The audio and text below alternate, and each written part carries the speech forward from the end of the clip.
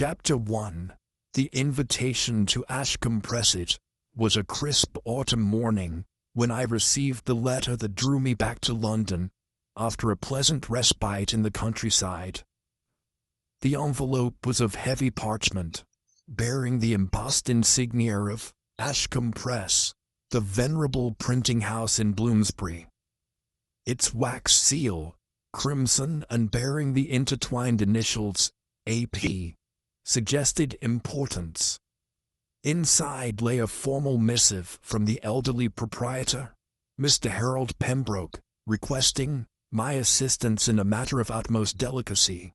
He wrote, "Your reputation precedes you, Monsieur Poirot.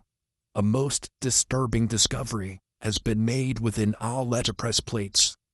Pray, come at your earliest convenience to examine what may be a clue to a crime that has yet to be committed." The language was chilling in its implication. Not the aftermath of a murder, but a portent of one. I summoned my faithful companion, Captain Hastings, to join me on the journey into the heart of Bloomsbury. Hastings, ever the stalwart friend, arrived at my lodgings in Westminster promptly at 10 o'clock.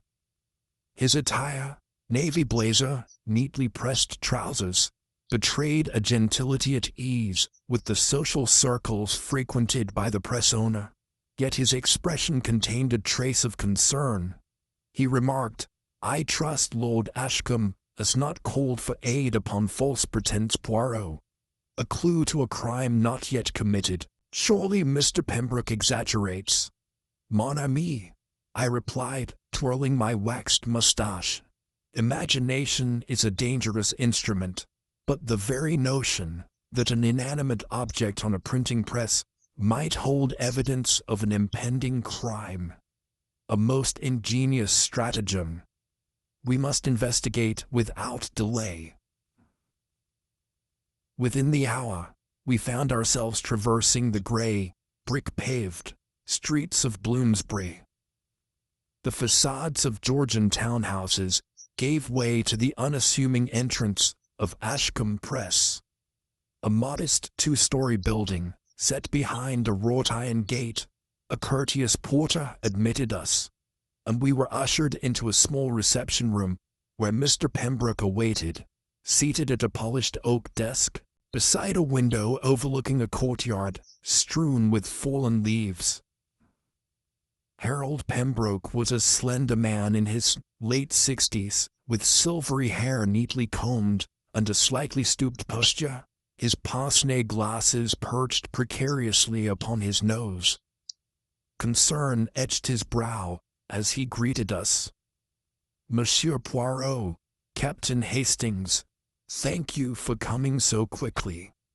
I apologize for the Gothic tones of my letter, but I dared not delay." He motioned to a chair. "Allow me to explain." Hastings offered a polite nod of understanding as Pembroke removed a folded sheet of cream-colored paper from a leather-bound portfolio. "Late last night I conducted a routine inspection of our letterpress plates for an upcoming publication, a limited edition of classic poetry. The plate in question bore the title page engraving in reverse, as is customary. But what caught my eye was not the lettering itself, but an inscription. A single word, etched along the bottom margin. The word read "Merci." In English, "Thank you," but here, inverted on the plate. Yet I know of no reason for such an inscription. It was not on any of our design proofs. It appeared to be freshly added, carefully, deliberately. This engraving could only have been made by someone with access to our workshop. I nodded sagely. "A curious development indeed.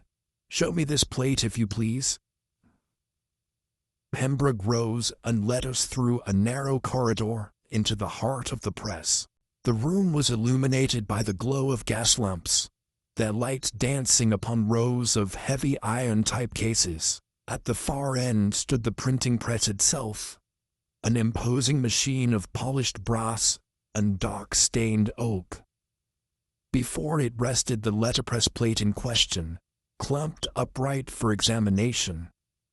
To its side lay various tools, a brayer, a handful of ink rollers, and a small engraving tool. Stepping close, I peered at the reversed engraving. The capital letters of the title page, Exemplaria Poetica, loomed large and clear. But my eye was drawn to the fine strokes beneath. Mercy, edged slantwise across the bottom margin, in a slender, almost elegant cursive. It appeared too fine for the mechanical plating process. The lines were delicate, as if drawn by a skilled hand, rather than cast or etched by machine. I ran my gloved finger along the margin. There was a slight indentation where the engraving tool had scraped the metal. Remarkable, I murmured. This was not part of the original design. Someone has surreptitiously carved this word into the plate, but why? And what message does it convey? Hastings consulted a young typesetter, who offered, "Sir, none of us noticed this when the plates were first set up. I myself inspected the typefaces late yesterday afternoon. The plate was pristine then, save for the approved design." I raised an eyebrow. "So the addition of Mercy occurred sometime after your inspection. That narrows the window considerably. Mr. Pembroke, how secure is this workshop? Who has access to these plates?" Pembroke sighed. "Our staff is minimal. Myself, Mr. Aldridge, our chief typesetter, Mrs. Whitcomb, the compositor's assistant, and one night watchman. Only those three plus myself have keys to this room. I trust them implicitly, though I fear one may have betrayed that trust. Have there been any recent tensions among your staff?" I inquired. Pembroke considered. "Not overtly. Mr. Aldridge is efficient but terse. Mrs. Whitcomb is quiet. She mostly lurks in the corners with her spectacles perched upon her nose. The watchman, Mr. Craven, injured himself last week. He's not much of a talker." By now, I could see Hastings frowning. Perhaps we should interview them. But first, Poirot, do you not discern some significance in the word itself? Precisely, Hastings. Merci is French for thank you. But why carve gratitude onto a letterpress plate? It suggests a message, perhaps a note of appreciation directed at someone. But placed within the printing press, it may also serve as a warning, a prelude to publication of something injurious, or a signal that a deeper plot is afoot. I crouched to inspect the plate more closely. The glossy sheen of the metal reflected the lamp's glow. But beneath, almost imperceptible, I noticed a faint fingerprint along the edge, smudged, as if the culprit handled the plate without gloves. "Observe," I said, pointing. "A partial print. The ridge patterns are blurred by ink residue, but unmistakable. A suspect neglected to clean their hands. Our path narrows further." Pembroke paled. "But who among us could harbor such motives? We are all loyal, all diligent." "Nay, Amy," I gently interrupted, "human nature is rarely so straightforward. Circumstances, grievances, sometimes a simple word like mercy can hold in its folds 100 meanings." I stirred and turned to Hastings. "Let us begin. We shall first speak with Mr. Aldridge, then Mrs. Whitcomb. Finally, the watchman, Mr. Craven. We must determine who had both access and opportunity during the late afternoon to affix this inscription." Meanwhile, Hastings inquired discreetly among the staff. "Have any of them recently received a gift or favor? Or possibly needs to express gratitude in an unusual way?" Hastings inclined his head. At once, Poirot. As I moved to the door, I reflected upon the curious duality of gratitude and menace. Was the engraving a simple joke by a mischievous hand, or the fearful manuscript of a crime yet to occur? Perhaps someone wished to thank a perpetrator in advance, or to divert suspicion. The letterpress plate, that modest slab of metal, might hold the key to a murder plot, its reversed message rendered invisible to the untrained eye. But I, Hercule Poirot, would unravel its secrets. Outside, the hushed rustle of falling leaves accompanied our departure from the workshop. The damp London air carried a faint scent of ink and freshly cut paper, a reminder that beneath the veneer of routine lay a labyrinth of hidden motives. I straightened my coat and tucked my engraving tool away. "Captain," I said, "prepare yourself for a curious investigation. We stand metaphorically at the threshold of a crime unwritten. The plate has spoken. Now we must listen with our hearts and our minds." And with that, I summoned Hastings to lead the way to Mr. Aldridge's office, ready to peel back the layers of loyalty, deception, and silent thanks etched into the very metal of Ashcombe Press. Chapter 2. Suspicions at the press room. The following morning, the fog clung to the streets of Bloomsbury like a shroud, and I found myself, with Captain Hastings at my side, standing once more before the entrance of Ashcombe Press. The gas lamp above the doorway cast a dull glow on the wrought iron gate, and I observed Hastings subconsciously rubbing his hands together against the chill. "Still uneasy, Hastings?" I inquired, noting his furrowed brow. "Merely apprehensive, Poirot," he replied. "Interviewing staff can be unpredictable. There is anxiety in the air, I think." "Exactly so," I agreed, tipping my bowler hat back. "Yet, anxiety often betrays hidden truths. We must proceed with methodical calm." Pembroke greeted us at the door, his expression weary. "Monsieur Poirot, Captain Hastings, thank you for arriving so promptly. I trust you slept well." "As always, mon ami," I assured him. "Let us begin without delay. I wish first to speak with Mr. Aldridge. You indicated his office lies adjacent to the composing room." "Indeed," Pembroke replied, leading the way down a narrow corridor, lined with stacks of paper and wooden type cases. "Mr. Aldridge's office is just through that door." He tapped lightly on the oak panel before opening it. "Thomas Aldridge, sir. Monsieur Poirot is here to speak with you." A tall man rose from behind a cluttered desk, littered with proofs and galley sheets. Mr. Aldridge was in his 40s, with thinning hair and sharp features that gave him a perpetually watchful look. His dark eyes flicked from Hastings to myself before he offered a curt nod. "Monsieur Poirot, I understand you wish to question me regarding the inscription on the plate." I inclined my head. "Oh, mon cher ami, I merely wished to learn your movements and observations yesterday afternoon. If you will permit, Captain Hastings shall step outside to afford us privacy, and I will begin with some simple questions."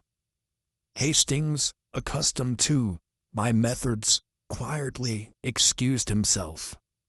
As the door closed, I addressed Aldridge directly.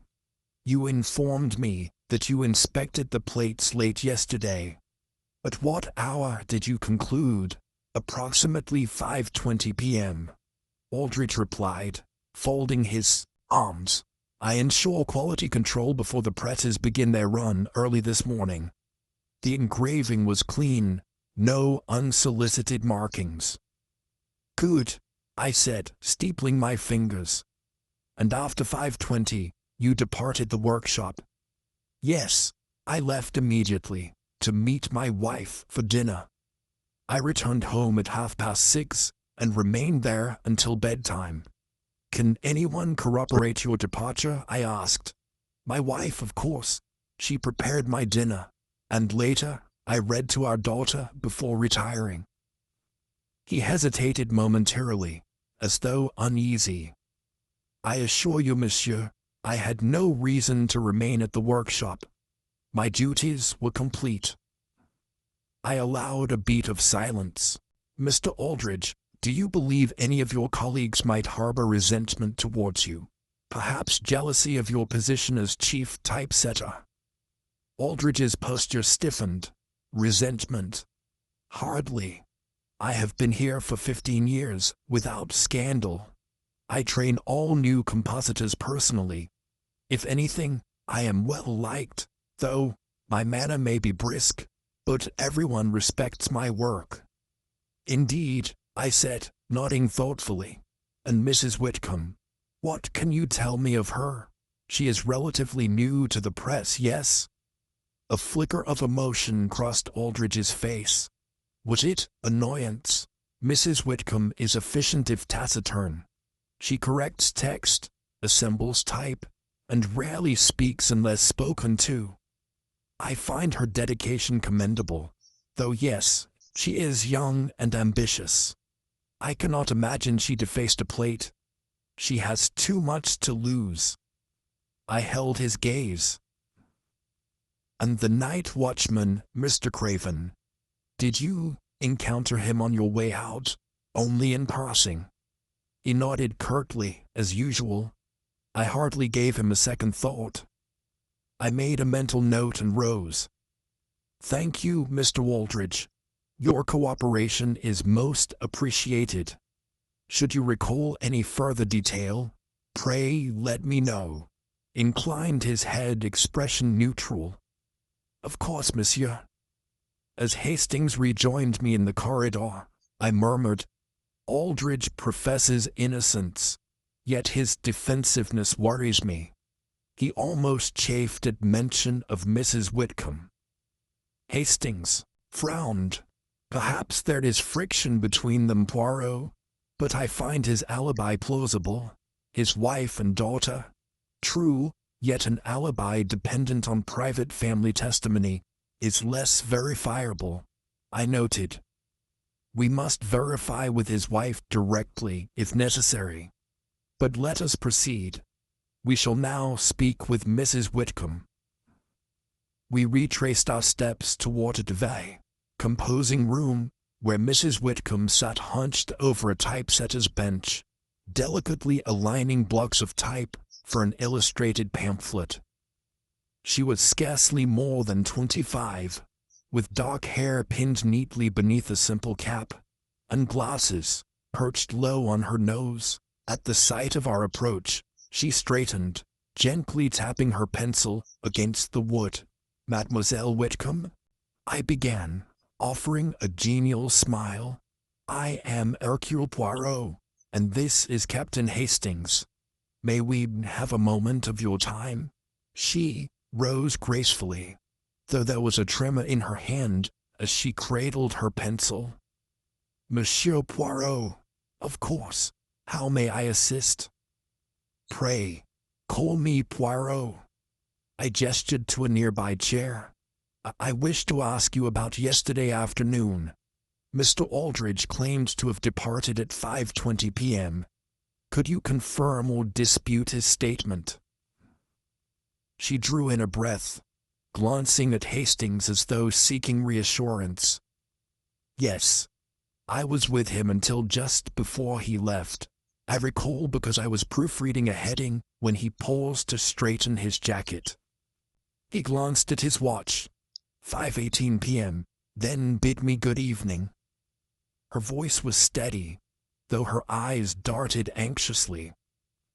After that, I did not see him until this morning. I observed the fine tremble in her voice, and noted the ink-stained fingertips that hinted at long hours of work. Thank you. And at what hour did you conclude your own work yesterday? I finished at precisely 6 p.m., she replied. I stayed extra to complete that pamphlet layout Mr. Pembroke requested. And you remained in the workshop until 6? I asked, leaning forward. She nodded. Yes. Afterwards I closed for the evening. I returned home by omnibus. Can anyone verify your departure? I persisted. My neighbor, Mrs. Hargrove, saw me board the 6:10 omnibus. I chatted with her as I waited. She knows me well. We often meet on the same route. I allowed a moment for inspection. And tell me, did you notice anything unusual in the composing room? Perhaps tools misplaced, or ink smudges in locations they should not have been? She hesitated, fingers tapping lightly against her skirt. Now that you mention it, I did notice some fine metal filings on the floor near the plate rack. Tiny shavings, almost like the remnants of engraving. But I assumed they were left over from a proofing job. My eyes brightened. Engraving filings, exactly what one might produce when etching a fine inscription. And did you report this to anyone? Im shook her head. No, I thought it unimportant. Metal shavings could come from any number of tasks. Besides, I did not see anyone in the vicinity at the time. Thank you for your candor, mademoiselle. I paused, studying her. One final question. Have you recently felt compelled to express gratitude, merci, to any of your colleagues? A favor repaid, perhaps? She looked puzzled. Gratitude, I suppose not. Work here is professional. We do not exchange such tokens. Her denial, though perhaps sincere, left me pondering. I offered a courteous nod. Very well. Your information is most helpful. After leaving Mrs. Whitcomb to her tasks, Hastings and I reconvened in the reception room. Poirot, Hastings began, I find Whitcomb's testimony convincing. Yet those metal filings, she might have discovered the remnants of engraving. Could she have done it herself, before noticing the result? Possible indeed, I said, but consider. She said she finished work at 6, and Aldridge left at 5:20. If she did the engraving, it would have occurred in that 40-minute window. But she asserts she was fully engaged in proofreading until 6. Her agitation suggests sincerity. Let us reserve judgment until we speak with Mr. Craven. Before departing, I paused at the threshold of the workshop. The heavy press loomed like a sentinel, and I visualized the plate itself, its message reversed, unreadable to the casual observer. Beneath the physical watermark of mercy lay a network of motives, loyalties, and wiles yet to be unraveled. We located Mr. Craven patrolling the courtyard outside, his lantern swinging gently as he completed his rounds. He was a gaunt man, with weathered features that spoke of long nights on duty. At my approach, he straightened, removing his cap. Mr. Craven, I began, I wish to ask you about last night. At what hour did you commence your watch? 8 o'clock, sir, he replied in a low voice. I came on duty after supper.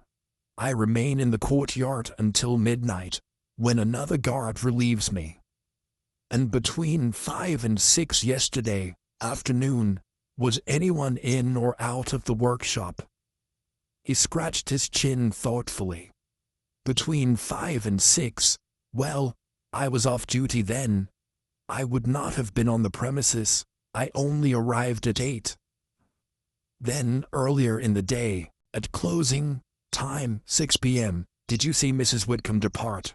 Indeed I did. She left through the side exit as always. I greeted her.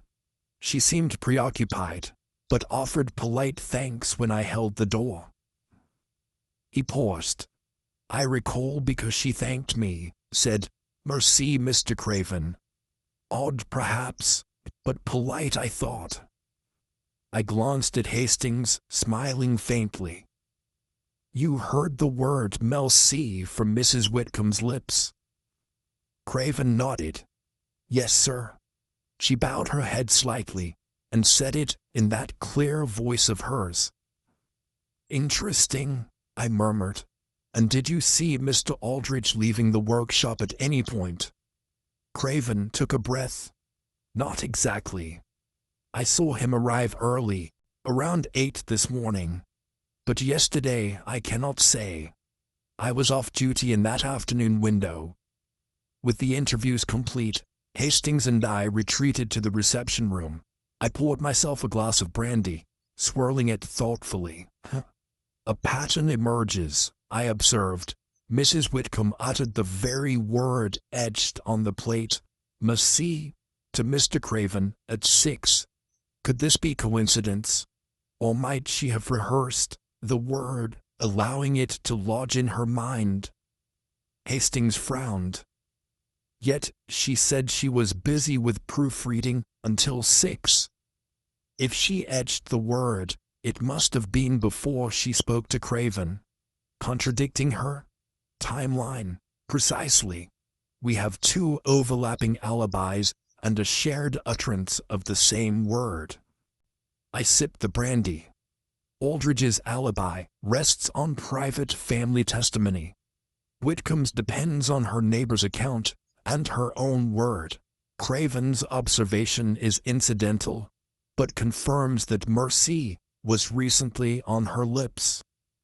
If one wished to implicate her, one might carve the word as a red herring.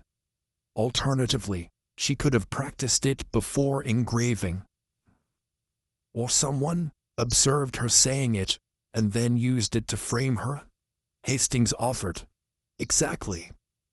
I rose, pacing the room. This clue, Hastings, is at once transparent and obscured. We must uncover who among them possessed not only motive, but also the skill to etch without detection. Aldridge, as chief typesetter, could handle metal with expertise. But he denies wrongdoing. Whitcomb, though less experienced, might harbor resentment at Aldridge's oversight. Craven, meanwhile, is simply a watchman, unlikely to possess engraving skills, yet someone could have exploited him as a witness. I paused at the window, gazing out at the damp courtyard. Tonight, I shall inspect the personal quarters of our suspects, particularly Aldridge and Whitcomb, to ascertain possession of any engraving tools or residue. Hastings, will you arrange permission with Mr. Pembroke? We move swiftly. The window closes as the presses roar tomorrow. Hastings nodded briskly. Consider it done, Poirot. I shall speak with Mr. Pembroke at once. As we departed, I cast one last glance at the sturdy doors of the workshop. The heavy mechanics of printing seemed a world apart from the intangible currents of suspicion swirling beneath its surface.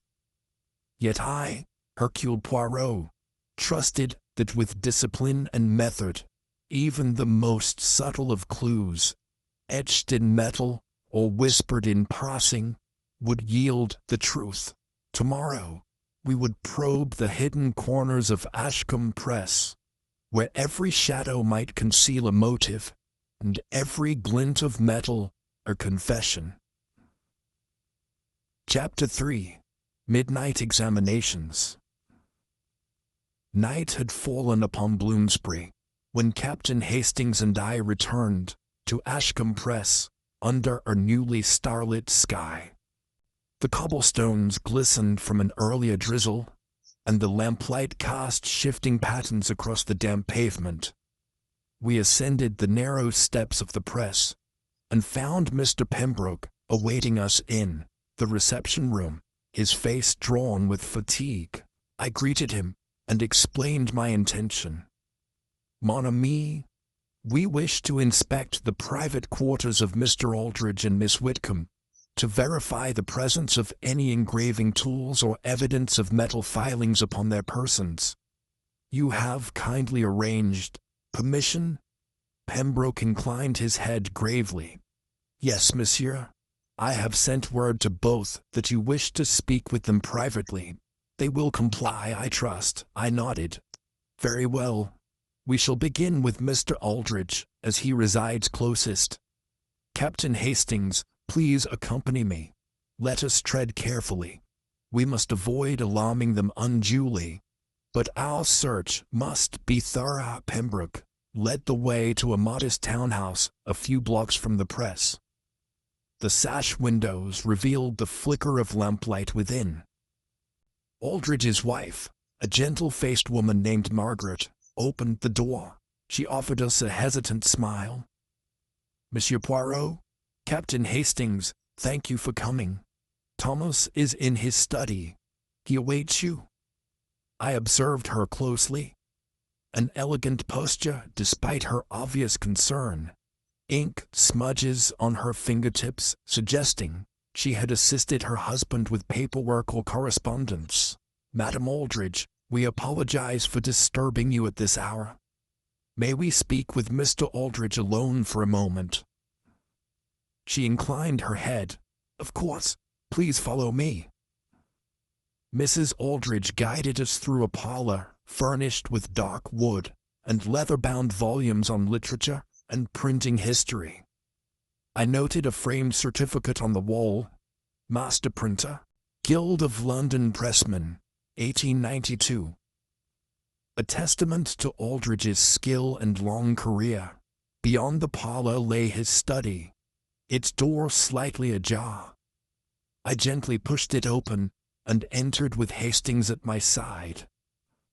Thomas Aldridge sat behind an imposing mahogany desk, strewn with ledgers and engraving samples.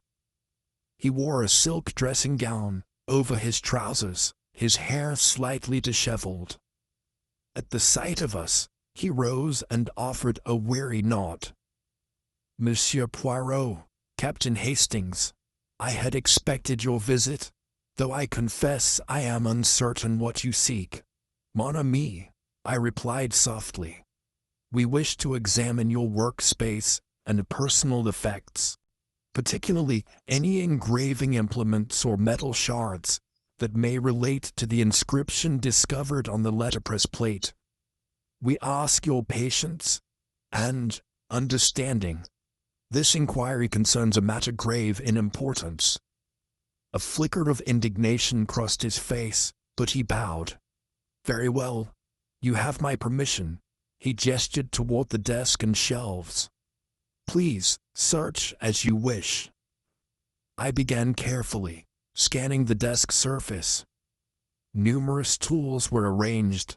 Quills, an inkwell, blotting paper, and a set of engraving implements. An assortment of burins, gravers, and a small magnifying lens on a calibrated stand. My eyes narrowed. Monsieur Aldridge, is this your collection of engraving tools? He hesitated, fingers flexing. Indeed.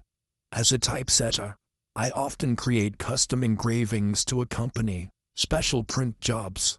These tools are standard for my work. I picked up a slender graver and examined its tip under the lamplight. The metal point bore fine residue, tiny flecks of darkened metal that glinted in the light.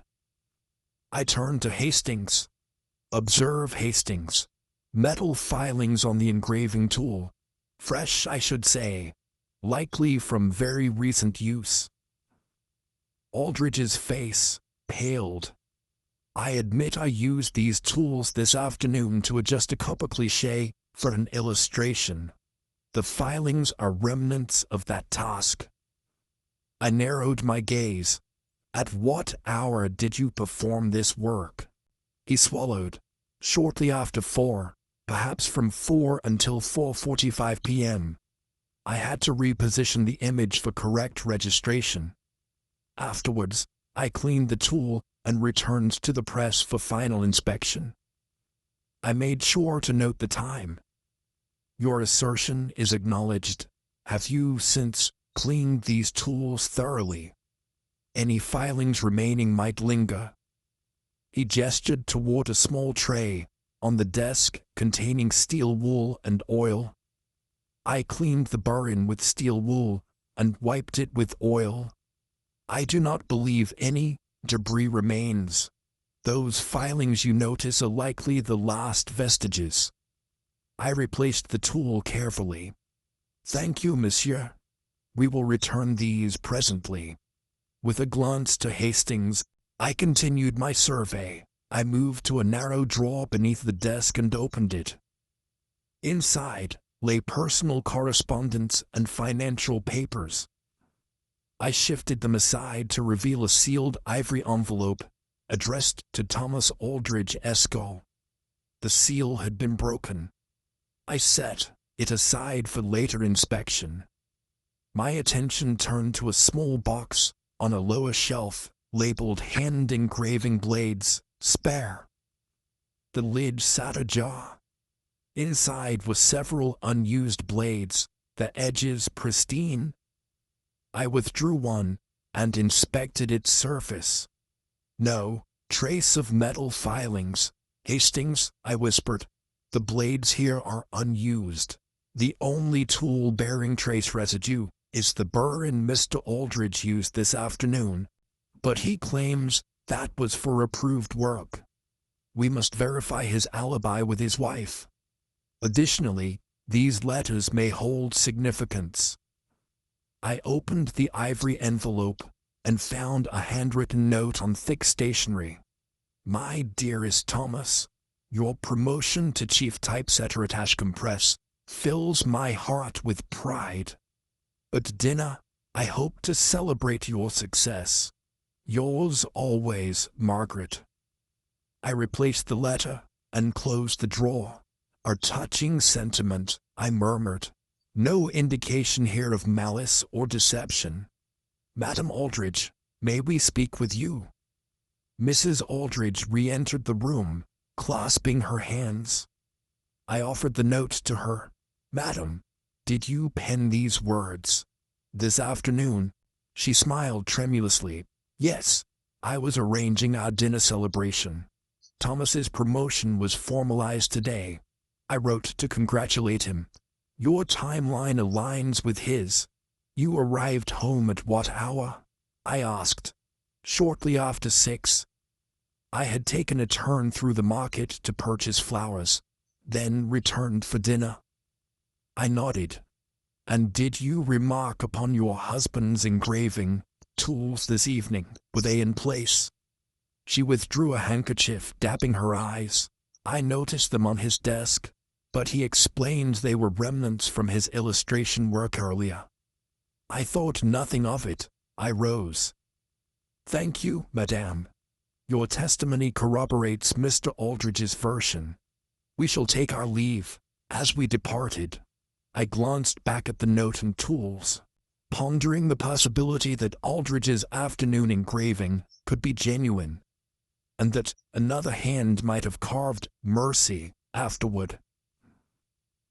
We returned to Hastings's quarters temporarily for refreshment, coffee and a thick slice of lemon cake, before venturing to investigate Miss Whitcomb's lodging. The hour was well past midnight now, and London's murmur quieted to occasional distant carriage wheels. Yet, in my mind, the machinery of Ashcombe Press and its hidden message continued to turn. Whitcomb's residence was a modest boarding house in a row of similar brownstones. A single lantern burned on the stoop. Hastings rapped softly, and their bed boarder answered, a pale-faced young woman who directed us upstairs to room 12.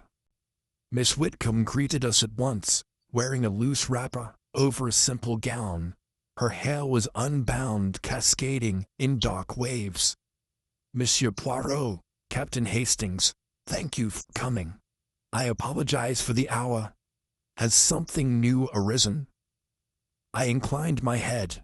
Mademoiselle, we simply wish to verify if you possess any engraving tools or evidence of metal shards upon your person. We ask your cooperation." Her face paled, yet she nodded. "Of course, please come in." I stepped inside the narrow room lit by a single oil lamp. A small desk stood beneath a curtained window, on which rested a brass inkwell and an assortment of pencils. Shelves held a few books on literature, Shakespeare and Hugo, and certificates of completion for a typography course. I noticed no obvious engraving set, but closer inspection was necessary. "May I ask, mademoiselle, have you ever studied engraving?" I inquired. Hesitated. "Only briefly, as part of my typography training. We practiced with basic chisels, but I have no tools at home." I opened her desk drawer and found nothing beyond writing implements. Beneath the desk, however, lay a small tin box partly concealed by a stack of printed proofs. I withdrew it carefully.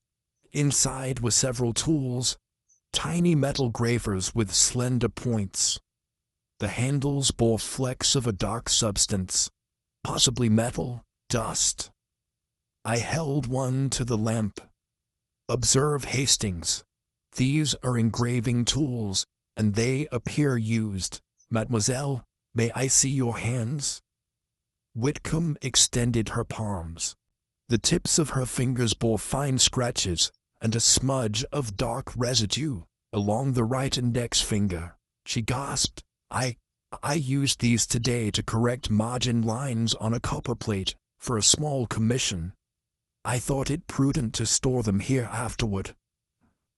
I considered her words and compared the metal shards trapped in the graver with those on the engraving tool at Aldridge's. They matched in texture and color. "You used these earlier this afternoon to adjust a plate." She nodded, eyes downcast. "Yes, it was for a client outside the press. A personal favor to a friend, nothing official. I had permission." I steepled my fingers. "And at what hour did you complete that engraving?" "Roughly between 3:30 and 4 p.m. I then returned to the press to finalize the pamphlet layout." I exchanged a glance with Hastings. "Miss Whitcomb, that lies before Aldridge's use of his own tool.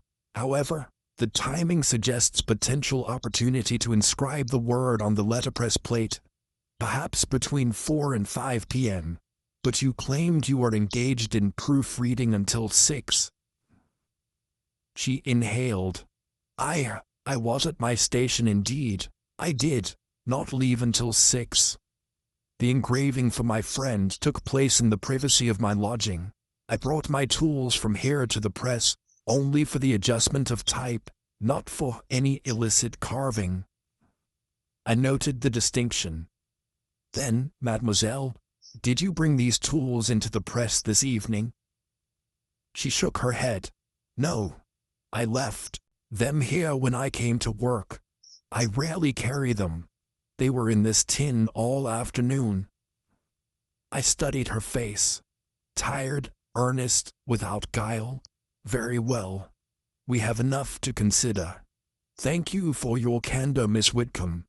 We will take our leave." As we descended the stairs into the damp street, I spoke softly to Hastings.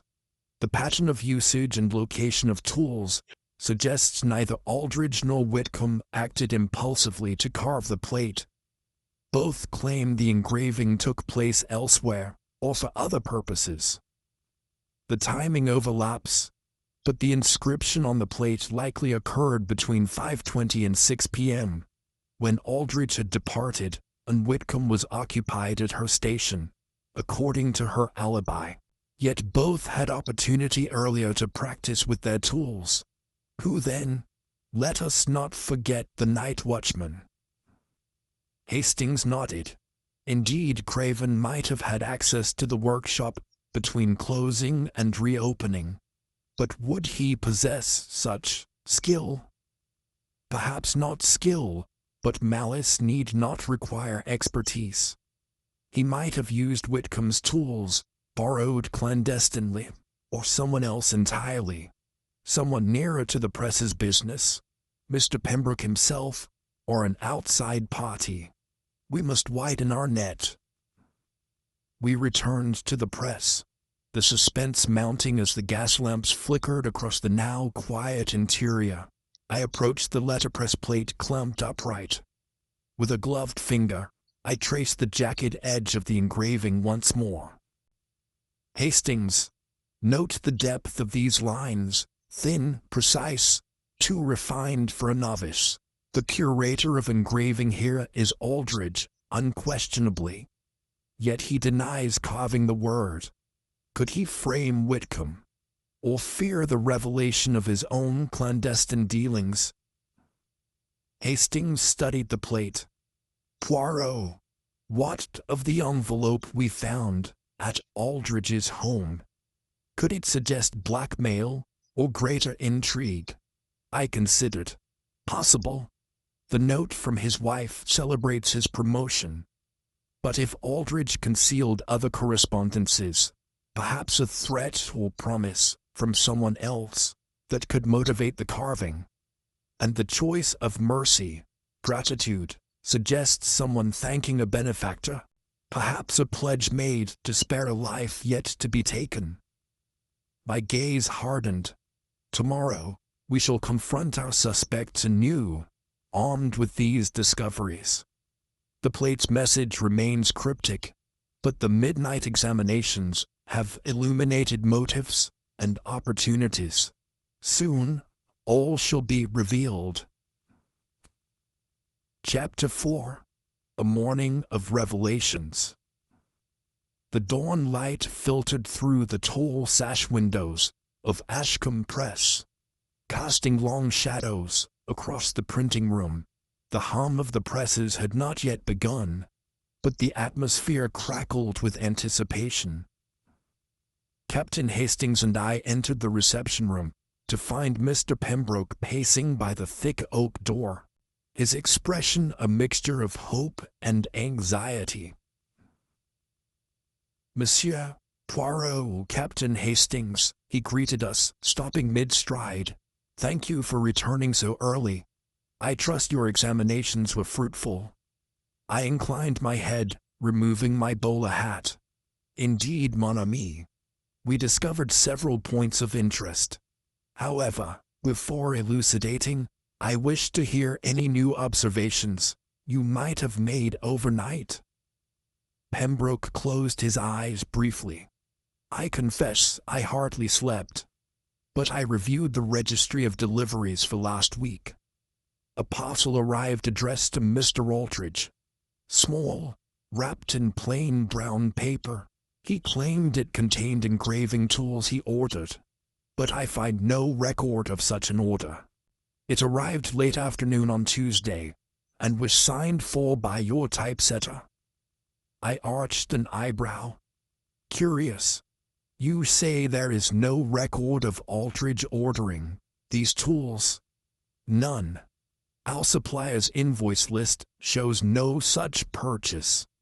I assumed he purchased privately, but now I wonder if it connects with the recent inscription."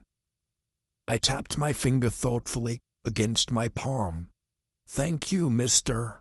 Pembroke. That is most pertinent. Hastings, let us convene by the plate itself.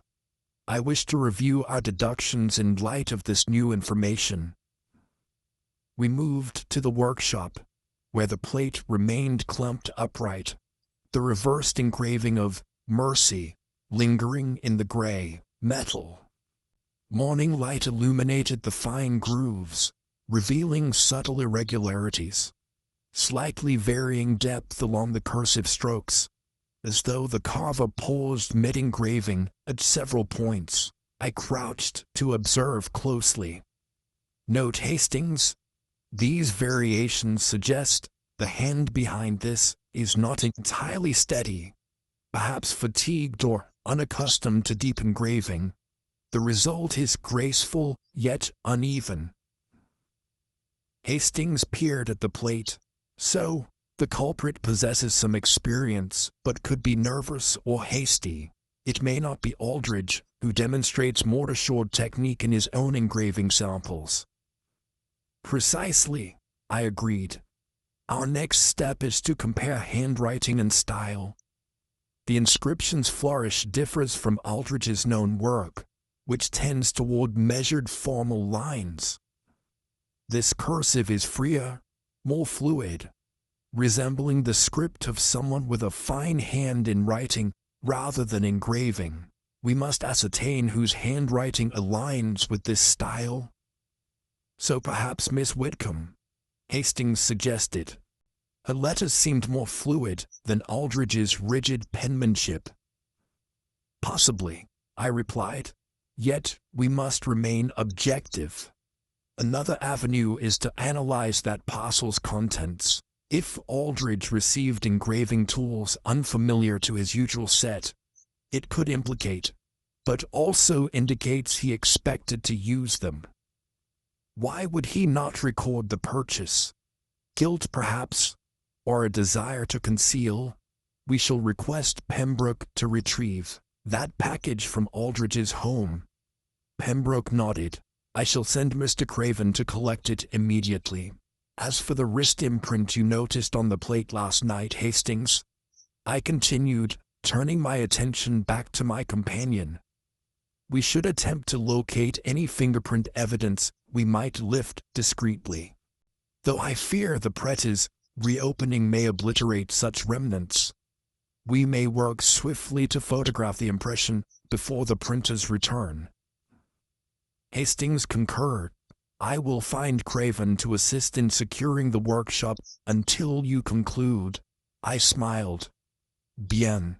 Now, I shall examine the personal correspondences of our suspects.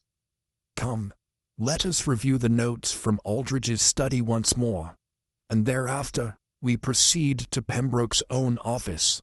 Pembroke led us briefly back to Aldridge's home to retrieve the mysterious parcel. It was indeed a small, heavy package, sealed with unmarked twine, and bearing no return address. Hastings and I examined it upon returning to the workshop. I carefully unwrapped the brown paper to reveal a compact leather case. Inside lay a set of specialized engraving blades, of a type unfamiliar to the standard barons Aldridge kept at home. These blades were slender, with handles carved from rosewood, and tips tapered to an almost needle-like point. I lifted one to inspect the edge. Hastings, observe these blades.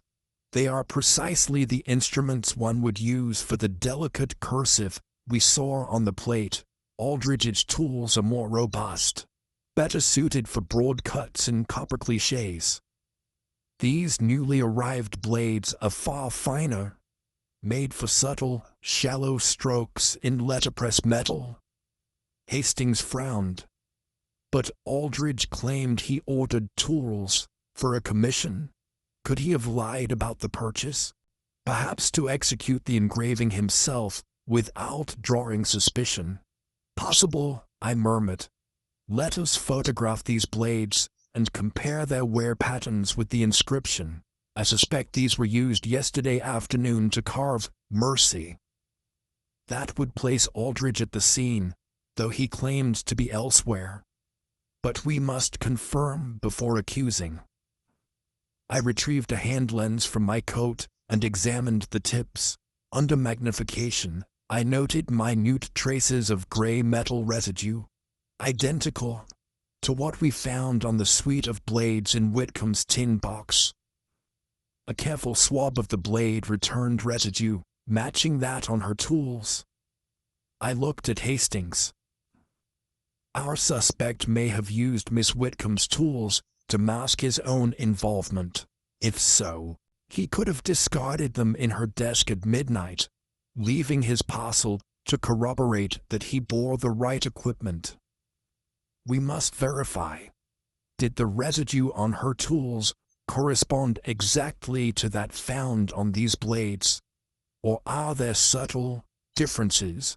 Hastings quickly fetched the swab slides prepared last night. We placed samples side by side. Under careful inspection, the coloration and texture were identical.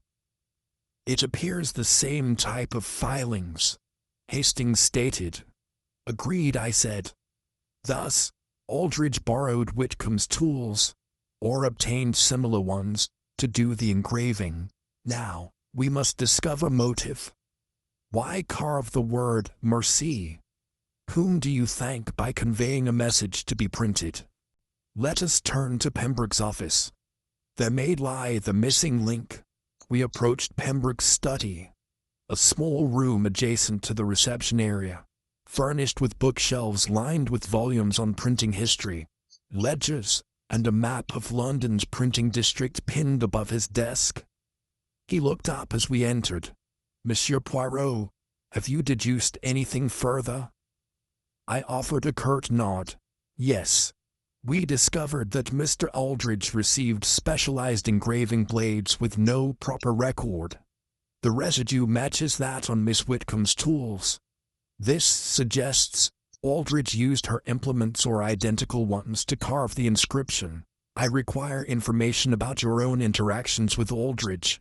Any conflicts, debts, or agreements? Pembroke hesitated, eyes downcast.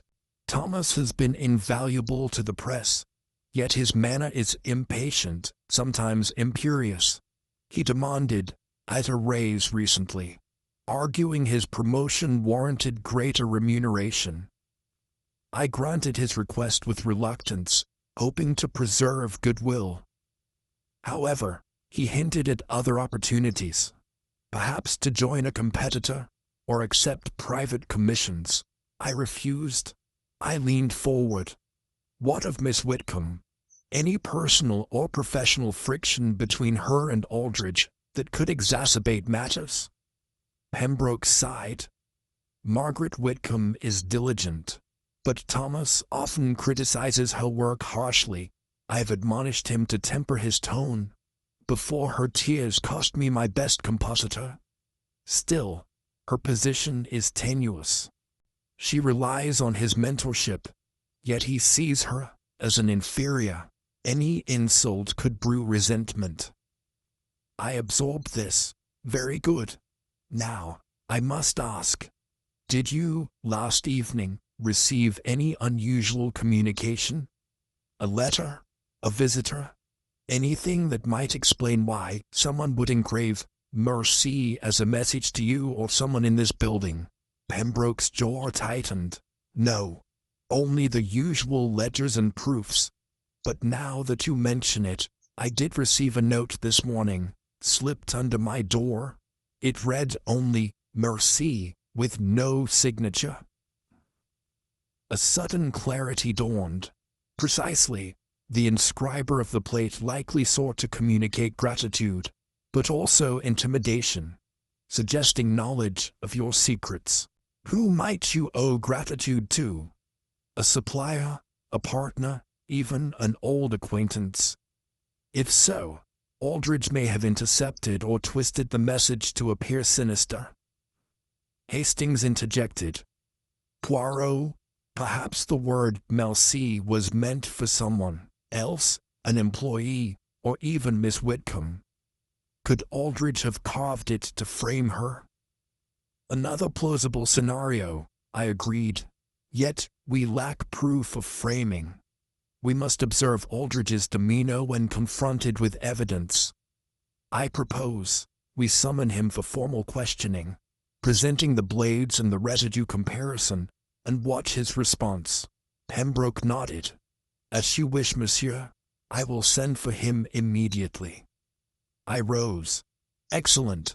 In the meantime, Hastings, would you accompany me to inspect Mr. Craven's quarters? He may unwittingly hold further clues, perhaps overheard discussions or observed suspicious behavior. Hastings rose, securing on notes. Of course. As we departed, I cast a final glance at Pembroke's desk, where the map of London's printers hung. A web of rivalries and alliances. Within that network, our culprit lurked. With each revealed token, engraving blades, unrecorded purchases, a mysterious note, another threat emerged. With Hastings by my side, I was determined to untangle the knot before any misdeed escalated into the crime yet to be committed. Chapter 5. Shadows in the watchman's quarters. Night had settled fully over Bloomsbury when Captain Hastings and I set out once more, following the narrow lane that led to Mr. Craven's modest lodging. The gas lamps flickered in the damp air, as if hesitating between illuminating the path and succumbing to the encroaching darkness. Craven's quarters lay above a small grocer's shop, a single ground-floor window with peeling paint and a dim display of jars. A battered sign above the door read, J. Harrington and Son Provisions. We ascended the creaking staircase, each step whispering temperamental secrets beneath our boots. Hastings pressed his coat tighter around his shoulders, his breath visible in the chilly night air. Poirot, I do hope this watchman's room yields something of value, Hastings murmured. He seems an innocuous fellow, simply fulfilling his duty at the press. I nodded thoughtfully. Often, Hastings, it is the seemingly innocuous who conceal the deepest shadows. A watchman observes, yet is seldom observed in turn. We must illuminate what he wishes to hide. At the top of the stairs, a narrow corridor led to a single door, above which hung a small lantern that jittered as if stirred by an unseen breeze. I rapped gently, and Craven's voice answered from within.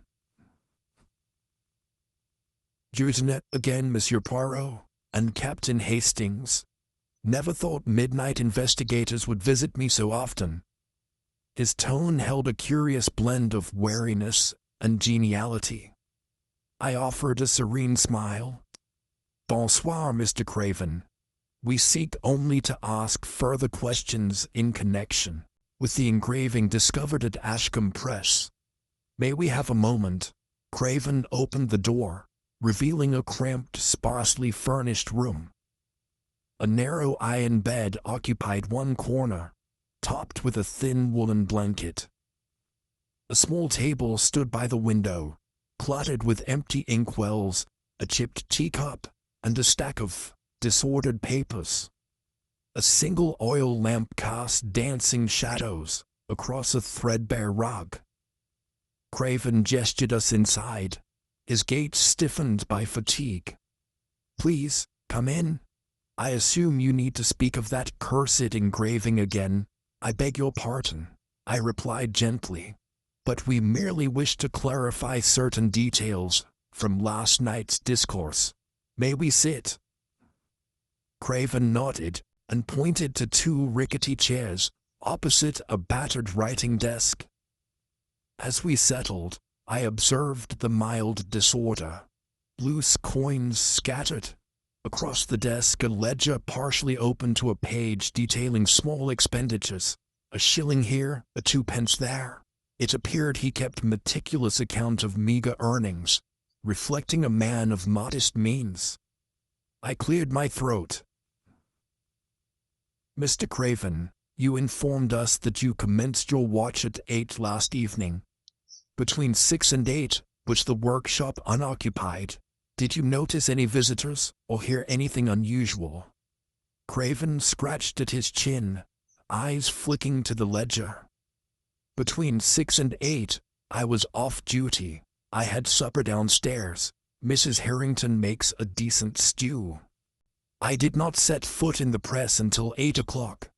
Before that, I was at home. I nodded. And did you leave the press at 6? Or remain inside until Robert relieved you at 8? He frowned. I slop around in my quarters until my whistle blows. This building is my domain. I often stroll through the workshop to polish the brass or check the presses, even when I'm off duty. It helps me sleep better.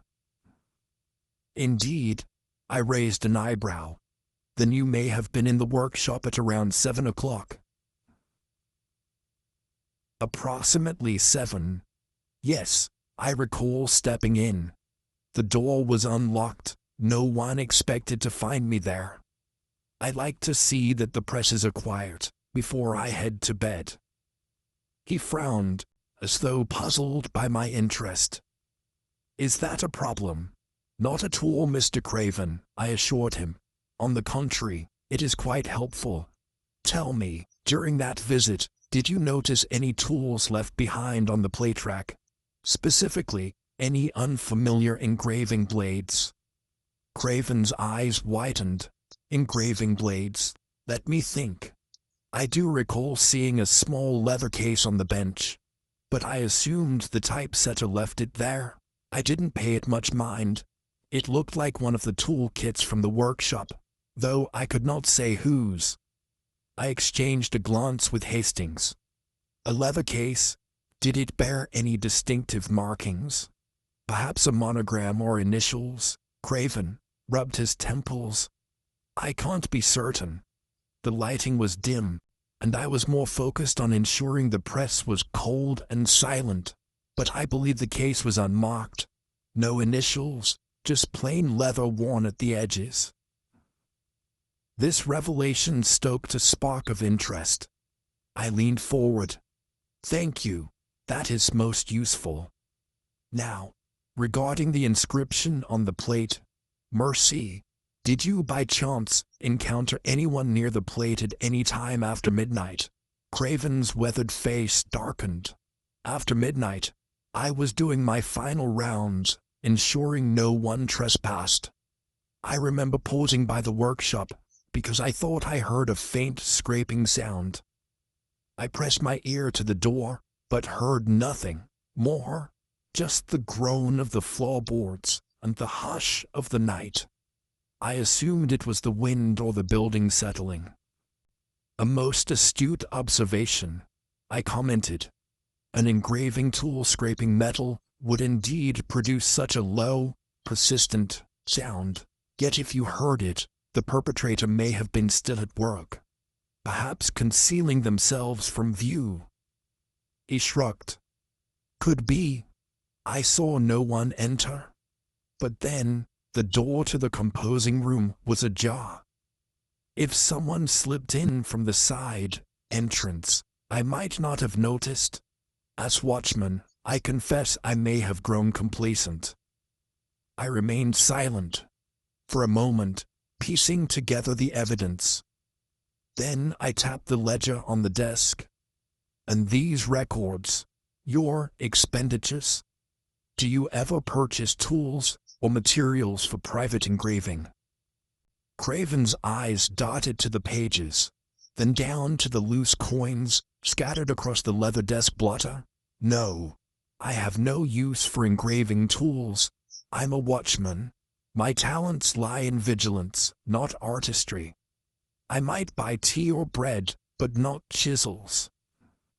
I studied his face, the faint lines of worry, the slight tremor of his hands as he fingered the coins.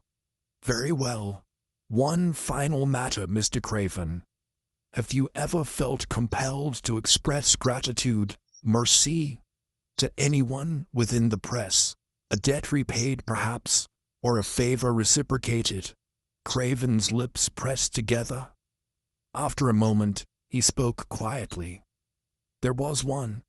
The typesetter's assistant, Miss Whitcomb. A month ago, when I fell ill, I could not leave my duties. She brought me soup and tea in the dead of night, while everyone else slept. She said, "Merci, Monsieur Craven, you must keep watch still." That phrase, merci, stood in my mind. I have not thanked her properly. Hastings and I exchanged glances. Remarkable, I murmured. So the word merci is tied both to her and to the plate. Let us step out for a moment. We rose, and Craven accompanied us to the threshold. In the corridor, I spoke low to Hastings. Craven heard scraping, saw the case, and has personal reason to use the word merci. Yet the inscription was deeper, more deliberate. We must navigate carefully. There is a web of gratitude and subterfuge here. Hastings nodded. Poirot, could it be that the word mercy was meant for Craven himself? The carver wished to thank him, or to draw him into complicity? Perhaps, I replied. Alternatively, the inscriber borrowed that word because it would resonate with Craven, insinuating debt and obligation. We must not assume sincerity in the gratitude, rather, a calculated invocation of loyalty. I added quietly, our suspects hold overlapping connections, Aldridge's unrecorded tools, Whitcomb's act of kindness, Craven's midnight vigilance, all converge upon this single word carved in metal. Craven watched us with a mixture of confusion and concern. Is there more you require, Monsieur Poirot? Not at this moment, Mr. Craven, I assured him, but should you recall anything, no matter how trivial, please inform us immediately. He inclined his head, unsure but willing. Of course, I shall keep an ear to the ground. We descended the narrow stairs, and as the door closed behind us, I exhaled. Hastings, it is as I feared. The threads of gratitude have been twisted into strands of menace. We must unravel which expression of mercy was sincere, and which was insidious. Hastings rubbed his chin. Indeed, Poirot. But who among them had the motive to fashion this elaborate message? Aldridge had much to lose if the unfolding scandal became known. Whitcomb risked her reputation. Craven, perhaps longing for recognition, might have fallen prey to flattery. Agreed, I murmured. The stage is set for the next act. Tonight, I shall review the compositor's schedules and the ledger of deliveries. Tomorrow, when the press awakens, we will observe who moves toward the plate first, who seeks to disguise knowledge, and who trembles at its unveiling. For now, let us retire. Tomorrow's revelations await. As we made our way back into the fog-laden streets, I cast a final glance at the unlit windows of Ashcombe Press. In those silent shadows, a clue yet slept, waiting to be roused by the light of truth. Chapter 6. The First Light at the Press. The morning sun rose pale and uncertain over Bloomsbury, its rays tempered by a mist that clung to the broad rooftops and narrow alleys like a whispered secret.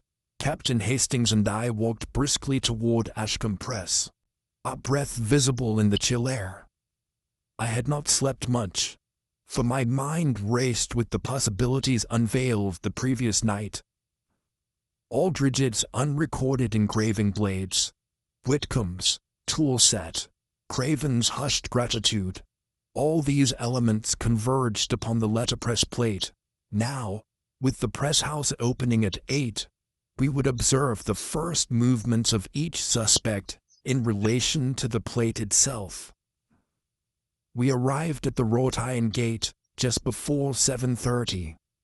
The porter, young and wide-eyed, greeted us with a nod. The press was not yet in full operation, but the early light revealed windows aglow with fading lamplight. I placed a gloved hand on the heavy door and opened it quietly. Inside, the musty scent of ink and linseed oil lingered. The presses slept in shadow, their brass fixtures dull, awaiting the day's work. To my right, the composing room stood unlocked, the racks of type cases silent. I motioned to Hastings. "Observe, mon ami," I whispered. The workshop itself is a stage. All watchers are actors, yet none know precisely when the curtain will rise. We must position ourselves so as to glean the truth from their earliest actions. Hastings nodded, scanning the room. Poirot, if one of our suspects approaches the plate first, we will know their intent. Do we hide in the composing room, or perch elsewhere? Let us station ourselves beyond the plate, hidden among the type cases.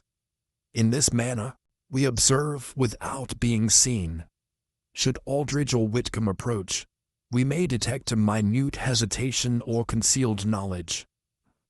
We slipped through the narrow corridor leading to the rear of the workshop, settling behind a high stack of wood type cases. From this vantage, the letterpress plate, still clamped to its easel, stood near the press itself, bathed in the pale dawn light filtering through the high windows. The floorboards creaked faintly as we took our places. I signaled to Hastings to remain still. The silence was broken only by the faint chime of the town clock, striking 7:30. Moments later, I heard a distant footstep echoing along the corridor. It was Aldridge on his way to begin the day's inspection.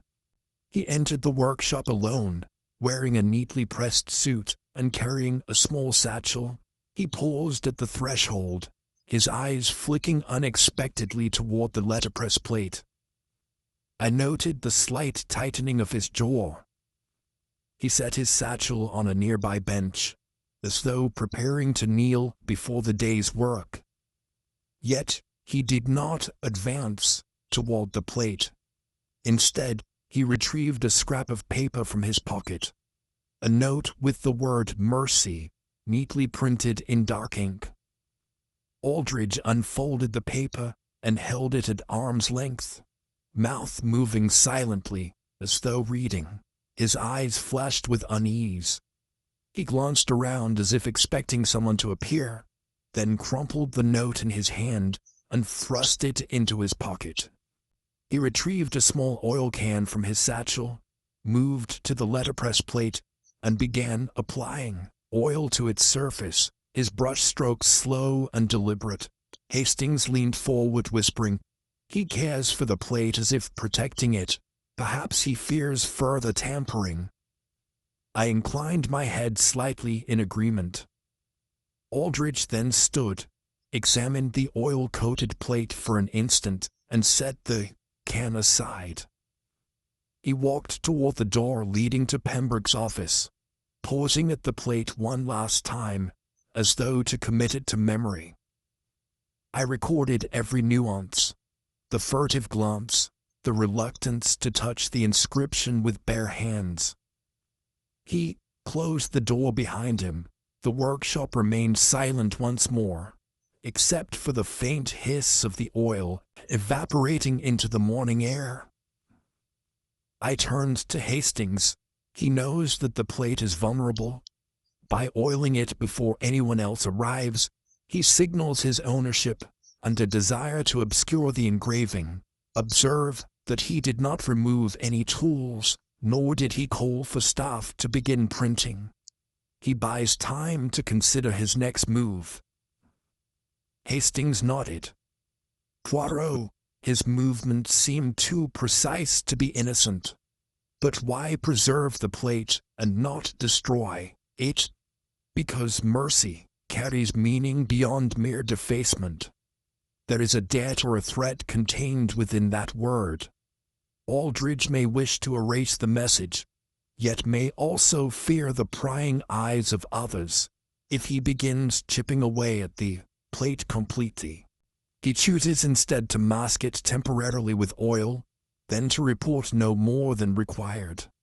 We shall see how Whitcomb approaches.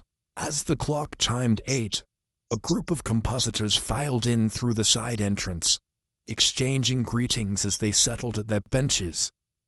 Mrs. Whitcomb appeared among them, her hair neatly pinned, spectacles gleaming in the faint dawn glow.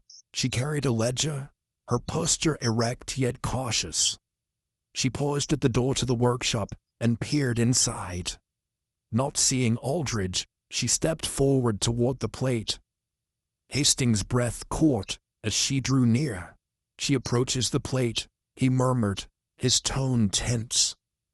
Whitcomb lifted her hands as though to cover her mouth in surprise at the sight of the oil coating. She stepped closer, reading the reversed inscription with narrowed eyes. She reached beneath her apron to retrieve a small cloth, then dabbed at the plate's surface, attempting to gently remove the oil. Her motions were swift, but a bead of sweat glistened on her brow, betraying her agitation. She paused when she noticed fresh fingerprints embedded in the oiled metal, likely Aldridge's, from applying the oil. Whitcomb frowned and set the cloth aside, standing back to survey the inscription. She appeared to memorize the letters before snatching a small notebook from an inside pocket and scribbling notes hastily. I surmised she was documenting the inscription for future study. After a moment, she replaced the oil, spreading the cloth across it again, and retreated to her bench without speaking to anyone. The other compositors, oblivious to her purpose, began their work as usual. Hastings whispered. She attempted to remove the oil. Could she wish to expose the inscription, or to remove traces for her own purposes? "Either is possible," I replied quietly, "but her haste suggests urgency. Perhaps to preserve evidence she believes crucial. She has not repaired the engraving itself, only cleaned oil. We must question her concerning that action."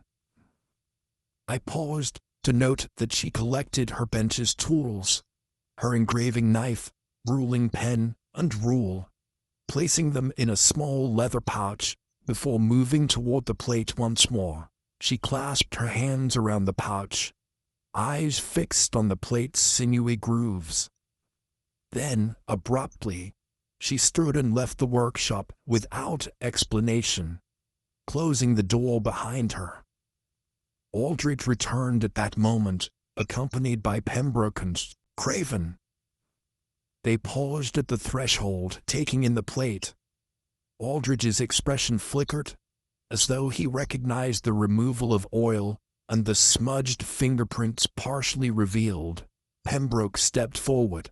"Thomas, the plate is oiled, but, you see, it appears as though someone tried to remove it." Aldridge's face hardened. "I applied the oil. There must be someone who does not wish this engraving hidden. We should lock the plate away until we decide its fate." Craven, standing slightly behind Pembroke, cleared his throat. "Sir, I thought I heard someone in the workshop before the staff arrived. I investigated but found nothing. No doubt someone had just vanished." Aldridge shot a quick look at Craven. "You must remain vigilant tonight," he said. "No one is to approach the plate without my express permission." Pembroke nodded gravely. I stepped forward, revealing myself. "A moment, if I may. It appears someone removed oil from the plate, likely Miss Whitcomb. Mr. Aldridge, can you confirm that only you have access to this oil can?" Aldridge's eyes narrowed. "Yes. I brought it from home this morning. Only I possess the key to the oil container.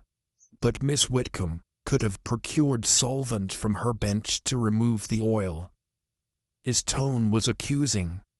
He turned to Pembroke. Margaret confirmed she saw her leave with a cloth.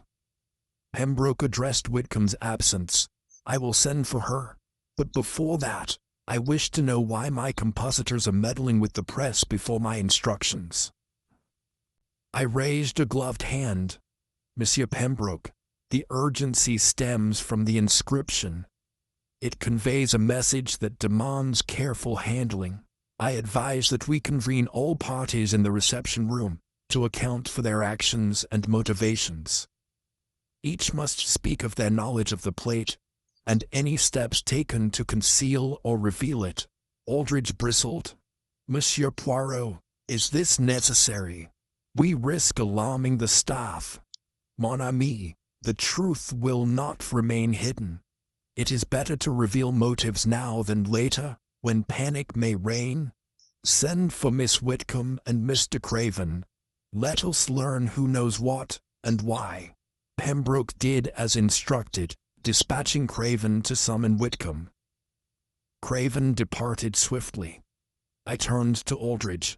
Thomas, last night you received a note, Mercy, printed with perfect precision. Why did you not show this to Mr. Pembroke? Aldrich's mouth twisted. I feared it might cause undue alarm. His gaze lowered. I thought I could handle matters myself, but evidently not. I raised an eyebrow, and still, you did not destroy the plate, preferring instead to mask it with oil. This suggests you recognize the inscription's potential significance. Aldrich nodded stiffly. I did not wish to draw further attention, but it seems my caution was misguided. At that moment, Craven returned escorting Whitcomb, her apron removed, hair loosely braided. Her eyes were red-rimmed from weeping, yet she squared her shoulders as she entered. Pembroke motioned for her to speak. Miss Whitcomb, I began.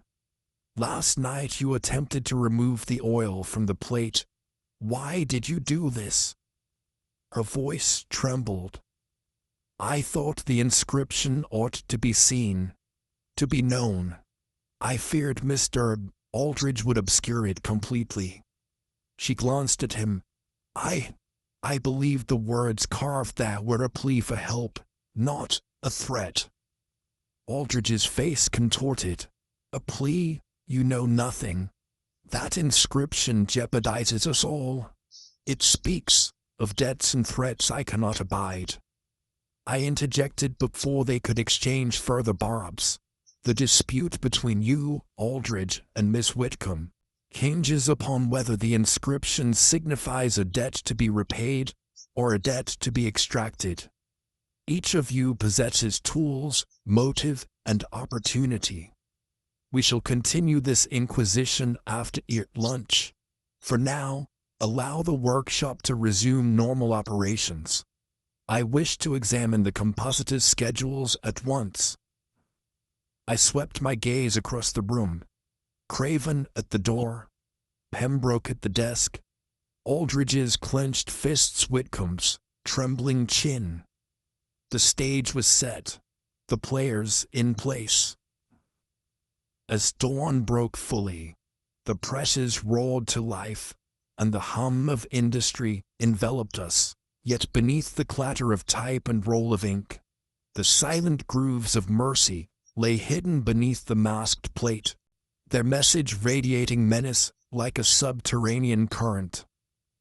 I turned to Hastings, who met my gaze with a determined resolve. Mon ami, we have witnessed the first overt moves. By afternoon, the motives shall crystallize, and the identity of our inscriber, whether protector or perpetrator, shall emerge. Hastings inclined his head. I anticipate that revelation, Poirot. For now, let us glean what we may from the schedules, and prepare for the inquisition to come. And so, as the printing presses began their clamor, and the verdant London morning brightened, Hercule Poirot prepared himself for the next act of this curious drama, seeking the truth etched in metal, and ensuring that the truth, once found, would not be extinguished in ink and oil. Chapter 7. Inquiries in the Midday Light. After a brief respite for lunch, I returned to Ashcombe Press, in the company of Captain Hastings, my mind fixed upon the schedules of our suspects. The midday air held the faint aroma of newly printed sheets. As the presses clattered rhythmically in the background, I led Hastings through the reception room, toward a small table, where Mr. Pembroke had thoughtfully laid out 3 separate timetables, Aldrich's, Whitcomb's, and Craven's. Each was annotated in pencil, with the names of the tasks they performed between the hours of 3 and 8 the previous day. I placed a finger on each chart in turn. "Observe, Hastings," I said, "that Mr. Aldrich's schedule reflects him at home, from 5:20 onward. Yet we discovered he returned at exactly 7:45, to oil the plate before the staff arrived. In his timetable, however, he has inserted an unaccounted quarter hour, between 7 and 8. A suspicious gap, no?" Hastings nodded, studying the penciled notes. "Indeed, Poirot. It suggests he was present on the premises before his official return to work, contradicting his earlier claim of being home until 7:30. I turned to Mr. Pembroke, who stood nearby, arms folded. "Mr. Pembroke, did you personally observe Aldrich's arrival at 7:45, or is that time reported by our night watchman, Mr. Craven?" Pembroke cleared his throat. "Craven informed me he saw Thomas enter the workshop at that time. I did not witness it myself, as I was occupied conversing with Miss Whitcomb about the cleanup schedule." I made a note. "Very well. And Miss Whitcomb's schedule shows her at her bench from 6 in the evening until exactly 8, preparing the pamphlet layout. Yet she visited the workshop twice before the staff arrived, to test the oil and record the inscription. These excursions are not reflected here." Pembroke's brow furrowed. "She claimed the second deviation, removing the oil, was done surreptitiously at 6:30. She did not want to alarm me." I pursed my lips. A convenient explanation, but we must hold her to the facts. According to Craven, she departed the composing room at exactly 6 and re-entered an hour later. The timetable indicating continuous work is therefore erroneous. It appears she concealed her visits to the plate. Hastings leaned forward, examining the row of times next to her name. "Yes, Poirot. And Craven's own timetable shows him patrolling from 8 to midnight. But he notes a break between 6 and 8, during which he revisited the workshop at 7. He did not record who was present at that moment, only that the room was empty. Yet we know Aldrich entered at 7:45. I tapped my pencil on the table. Therefore, Craven may not have been vigilant during that late hour. Perhaps he dozed, or allowed someone else to pass unnoticed. In any case, these discrepancies deepen our suspicion of collusion or concealment. Hastings, collect each sheet, and we shall address our suspects one by one. Let us begin with Aldrich immediately." We adjourned to Pembroke's small office, the heavy scent of ink mingling with the faint aroma of pipe tobacco. Aldrich stood by the window, his posture rigid, hair slightly unkempt from the morning's exertions. He glanced up as we entered, lips thinning when he saw my expression. "Monsieur Poirot," he greeted with stiff politeness.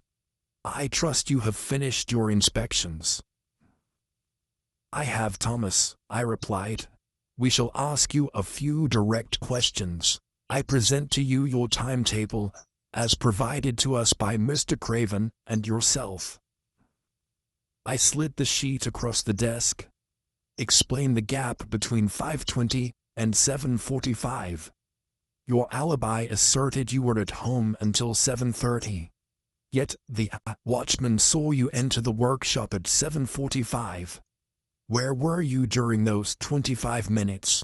Aldrich's eyes flicked to Pembroke, as though seeking reassurance. After a moment he cleared his throat.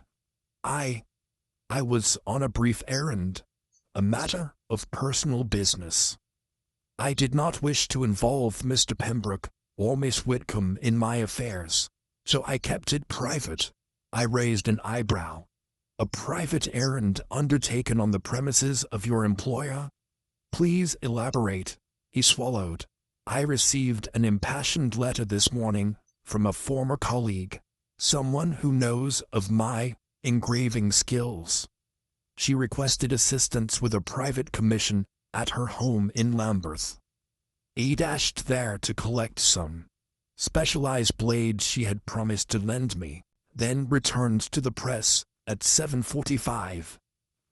Hastings interjected, "But Thomas, you received the parcel of blades at your home yesterday afternoon. Why would you need to fetch blades again this morning?" Aldrich's face reddened. "The ones delivered yesterday were not the correct size. I wrote to the supplier promptly. But last night, within the hour, you may verify, my former colleague telegraphed me to say she had a more precise set that matched the plate's requirements. Oh, I could not refuse." I tapped my pen lightly. "A most convenient transaction timed to produce gaps in your schedule. Now tell me, when you returned with these new blades, did you use them immediately upon arrival?" He hesitated. Yes. I tested them on a discarded piece of metal, just to ensure they cut smoothly. I did not touch the letterpress plate, I swear."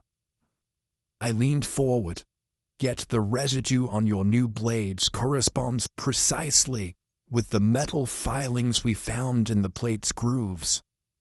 Further, the style of the cursive engraving matches the delicate tips of those blades, not the broader barons you used on copper. Clichés. Can you deny then that you carved the word mercy into the plate using those blades between 7:45 and 8? Aldrich's jaw clenched, his eyes narrowing. "I will not deny that I examined the plate, but I did not carve that word. I only intended to observe the engraving, to confirm it was intact." The blade slipped as I held it near the plate's margin, and a faint mark appeared. I immediately stopped. I observed him keenly. "So you claim an accidental slip produced the entire word in perfect cursive. The plates lie flat, and your grip of the blade would need to be precise to produce each letter. A slip would cause jagged shallow marks, hardly the careful lettering we observed. Perhaps you mean to say you saw the inscription already etched and intended only to confirm its presence." Aldrich's face went pale. He looked at Pembroke, but the proprietor's face remained inscrutable. Aldrich sighed heavily. "All right. I admit I discovered the engraved word when I arrived. I recognized the stone's weight and feared its ramifications. I intended to remove it discreetly, but found the blade unwieldy. I retreated." I inclined my head. "We shall consider this admission. Meanwhile, you concealed the truth of your actions, lied about your schedule, and sought to mislead us regarding your blade's origin. This does not bode well for your defense. We have yet to hear from Miss Whitcomb. Until then, you remain under suspicion." Aldrich nodded slowly, color draining from his cheeks. We escorted him from the office and seated him in the reception room. Hastings produced the timetable for Miss Whitcomb, who was called forward next. She entered with an apologetic demeanor, her eyes rimmed with fatigue. I placed her sheet upon the desk. "Mademoiselle, your schedule records continuous work at your bench from 6 until 8, yet we know you left the composing room to visit the plate at least twice, once to inspect and again to remove oil. These visits took place at approximately 6:30 and 7:30. Please explain the discrepancy." She clasped her hands, voice trembling. I feared that if I revealed my actions, Mr. Aldridge would thwart my attempt to present the inscription to Mr. Pembroke. I believed you would need to see the engraving to understand its significance. I apologize for hiding it. I regarded her sympathetically but firmly. Your concealment undermines your credibility. Why did you believe the engraving necessary to show Mr. Pembroke? Whitcomb inhaled. Because someone left the word as a plea. I thought it might be a warning to prevent a crime from happening. I believed Mr. Pembroke deserved to know immediately. She glanced at Pembroke. My concern was for his safety, and for Craven's, who heard the scraping. Pembroke nodded thoughtfully.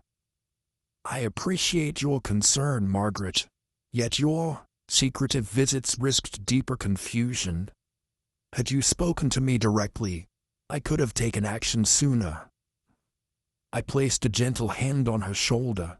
Nevertheless, mademoiselle, your confusion at the word's meaning led you to intervene.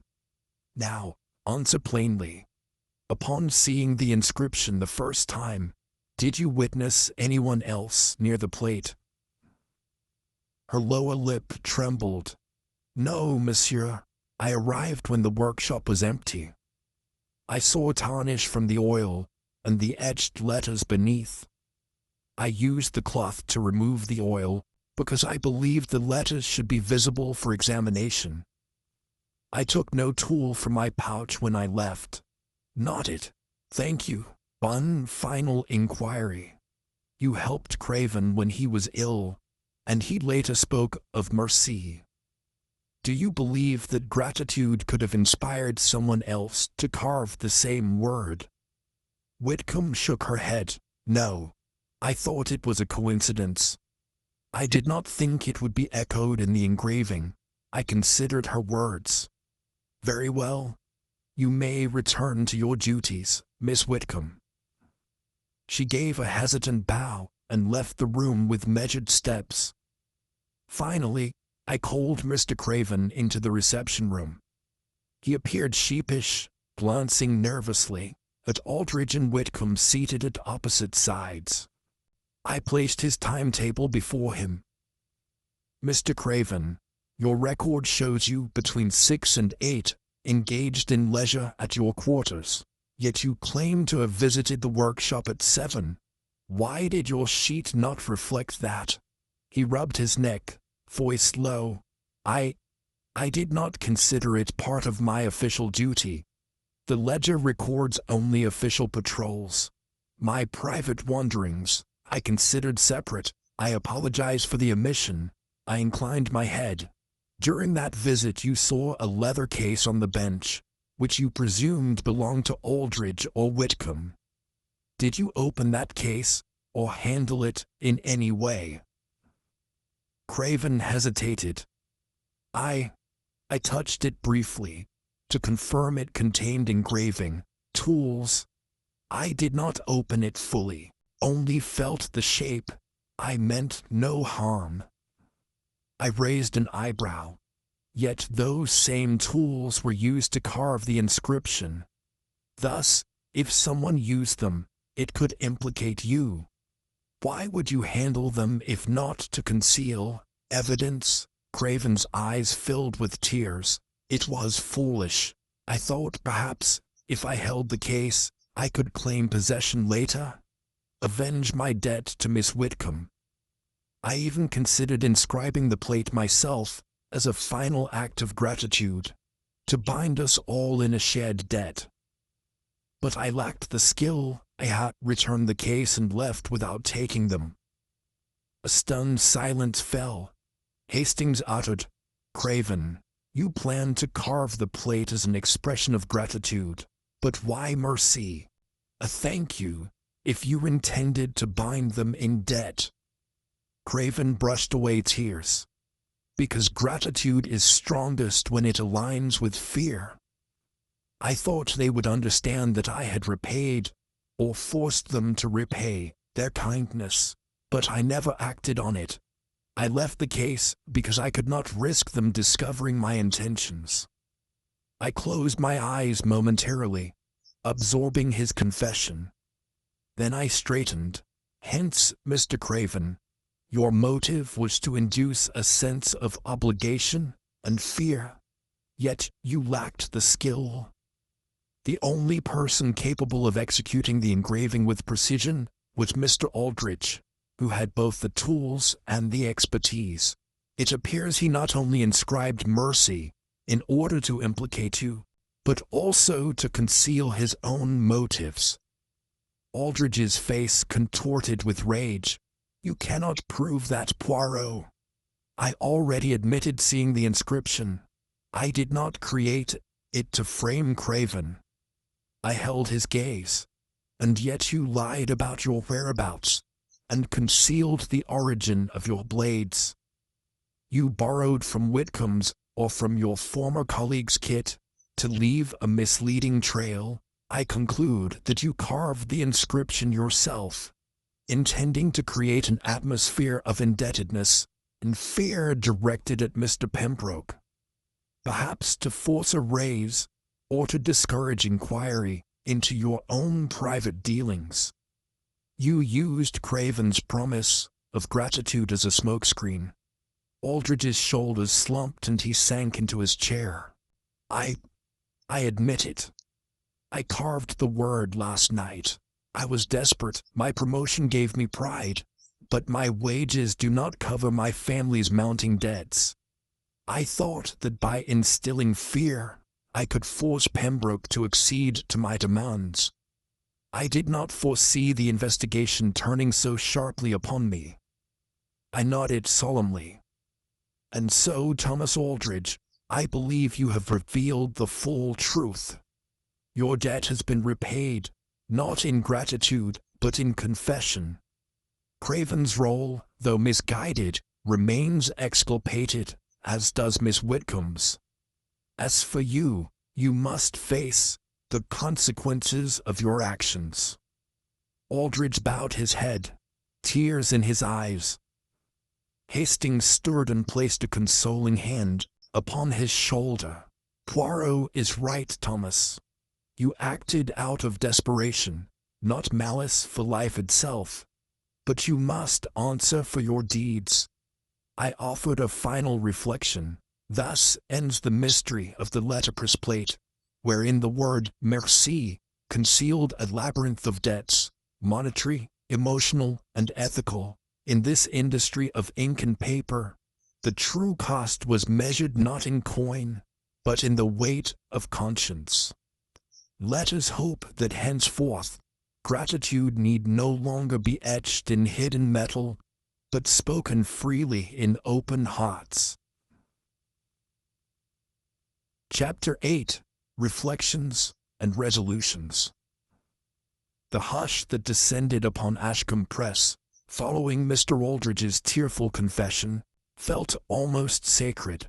In the warm, filtered glow of the mid-afternoon sun, the once clamorous workshop now appeared subdued, its presses idle, its ink pots half full, as though pausing to consider the gravity of the moment.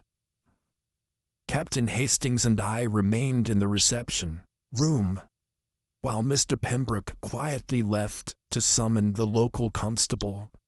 The only sounds were the distant rumble of carriage wheels on the cobblestones outside, and the faint rustle of paper, as a compositor meticulously rearranged type in the composing room. I leaned back in my chair and examined the parchment held between my fingers. The very note that had amplified the mystery. Its single word, mercy, had loomed over us like a warning, written in invisible ink. Now, with Aldrich's admission of malice rather than mortal intent, the note seemed almost innocuous, a tragic joke rather than an instrument of violence. Yet I knew that beneath this resolution lay ripples that would touch each member of the small Ashcombe Press family in profound ways. Hastings sat opposite me, his posture less rigid than usual. "Poirot," he began quietly. "It strikes me that Aldrich believed mercy would bind others to him, that gratitude could be weaponized. He mistook fear for loyalty. Do you think this will restore equilibrium here? Or has he fractured something deeper than mere trust?" I set the note on the desk and ran a gloved fingertip across its edge. "Mon ami, the power of a single word can be vast, whether it kindles gratitude or instills dread. Aldrich's choice of mercy as his signature legato was calculated. He assumed that by appropriating a term of thanks, he would create indebtedness, leverage over others. Instead, he nearly destroyed the fragile bonds within this press. Now that the truth is out, we must watch how each individual copes with this revelation. Forgiveness, like ink, can fade or stain permanently." Just then, the door opened and Mr. Pembroke re-entered, accompanied by a tall, uniformed constable. Pembroke's expression was resolute, but tinged with sorrow. He moved to Aldrich, who remained seated on a stiff-backed chair by the wall, head bowed. "Thomas," Pembroke said softly, "the constable is here to take your statement. You have admitted your wrongdoing. I trust you will accept the consequences." Aldrich looked up, eyes reddened. He straightened, though his shoulders slumped under the weight of his own remorse. "Yes, Mr. Pembroke," he murmured. "I only hope that, in time, I may find a way to make amends, to repay not just debts of money, but debts of trust." The constable produced a small notebook and pen. "Mr. Aldrich, do you wish to make any further statement before I record the facts, as given to me by Mr. Poirot?" Aldrich nodded, voice trembling, as I carved the word mercy into the letterpress plate yesterday evening, intending to intimidate Mr. Pembroke into granting me a higher salary and forgiveness for my mounting debts. I used the engraving blades I received secretly from a former colleague. I concealed the origin of those blades to mislead Monsieur Poirot and to implicate others. I regret my actions deeply and confess that I meant no physical harm, only to manipulate fear to secure my family's future." Deo exhaled heavily, as though releasing a burden. "That is all I have to say." The constable scribbled diligently. Hastings and I exchanged solemn nods as Aldrich concluded. The constable then signified that Aldrich would be held until formal charges were laid. Aldrich offered a final nod to Pembroke and allowed himself to be led out of the reception room. Pembroke remained standing, his face pale but composed. "Let us speak privately," I suggested to Pembroke, after Aldrich had departed. He led me to his office, a small sanctuary lined with books on printing history. Closing the door, he sank into his chair, fingers laced before him. "Monsieur Poirot," he said, voice soft, "I must confess that I am at a loss. My business stands on the principle of trust and precision. Now, I must decide how to rebuild that trust among my staff and restore the quiet dignity of this place." I seated myself across from him. "Monsieur, rebuilding trust is a process akin to reprinting a treasured edition. Each sheet must be carefully aligned, each type meticulously arranged. You must be transparent with your compositors. Explain how Aldrich's malfeasance was born of desperation rather than true malevolence. Offer empathy to Mrs. Whitcomb and to Mr. Craven, who were nearly ensnared by his deceit." Pembroke nodded slowly. "Margaret Whitcomb has been a diligent assistant, and Craven has served faithfully. I cannot dismiss Aldrich outright, He is my longtime chief typesetter. Yet, I cannot allow him to return. I have drafted a letter of termination, and I intend to extend an offer of assistance to Miss Whitcomb and Mr. Craven. Perhaps a small bonus, or a letter of recommendation, to ease the after effects of this fiasco. I offered a small nod. Compassion will heal more wounds than punishment alone. Perhaps you might also consider establishing stricter oversight of engraving tools and swing keys to prevent a repetition of such clandestine activity. A culture of openness, wherein employees feel they may voice grievances rather than resort to subterfuge, is indispensable. Pembroke exhaled. Yes, I intend to revise our policies, though I dread the risk of appearing authoritarian. Yet, in hindsight, I see that my leniency permitted Aldridge to act without restraint. Balance is key, I replied. Let your staff know that you value their loyalty, but also that confidentiality will be respected when concerns arise. Trust, monsieur, is a fragile composition, requiring equal measures of candor and guidance. Pembroke inclined his head. Thank you, Monsieur Poirot. Your counsel is always precise. I rose. One last matter, if I may. The letterpress plate itself, once submerged under a veil of oil, must now be restored, its surface meticulously cleaned, and then returned to use or preserved as evidence. How do you wish to proceed? He considered. I shall commission a professional to remove the engraving entirely. That plate shall no longer serve as a printing surface. I will keep it as a warning, a reminder of how easily fear can mar our best intentions. I nodded. A wise decision. May your next edition appear unmarred by hidden malice. With the other final bow, I took my leave of Pembroke and returned to the workshop, where the compositors had resumed their duties hesitantly. Glancing occasionally toward where Aldridge once stood, the presses hummed once more, though an undercurrent of tension still pulsed in the air. I found Hastings pacing near the printing press, his brows drawn.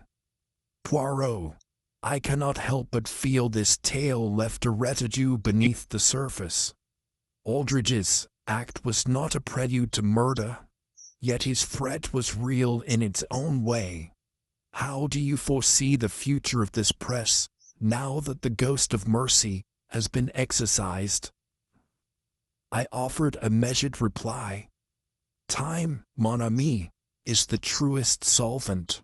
Each sheet of paper, once dried and bound, bears the mark of its genesis. In this case, the press must proceed carefully, as if testing each type for alignment.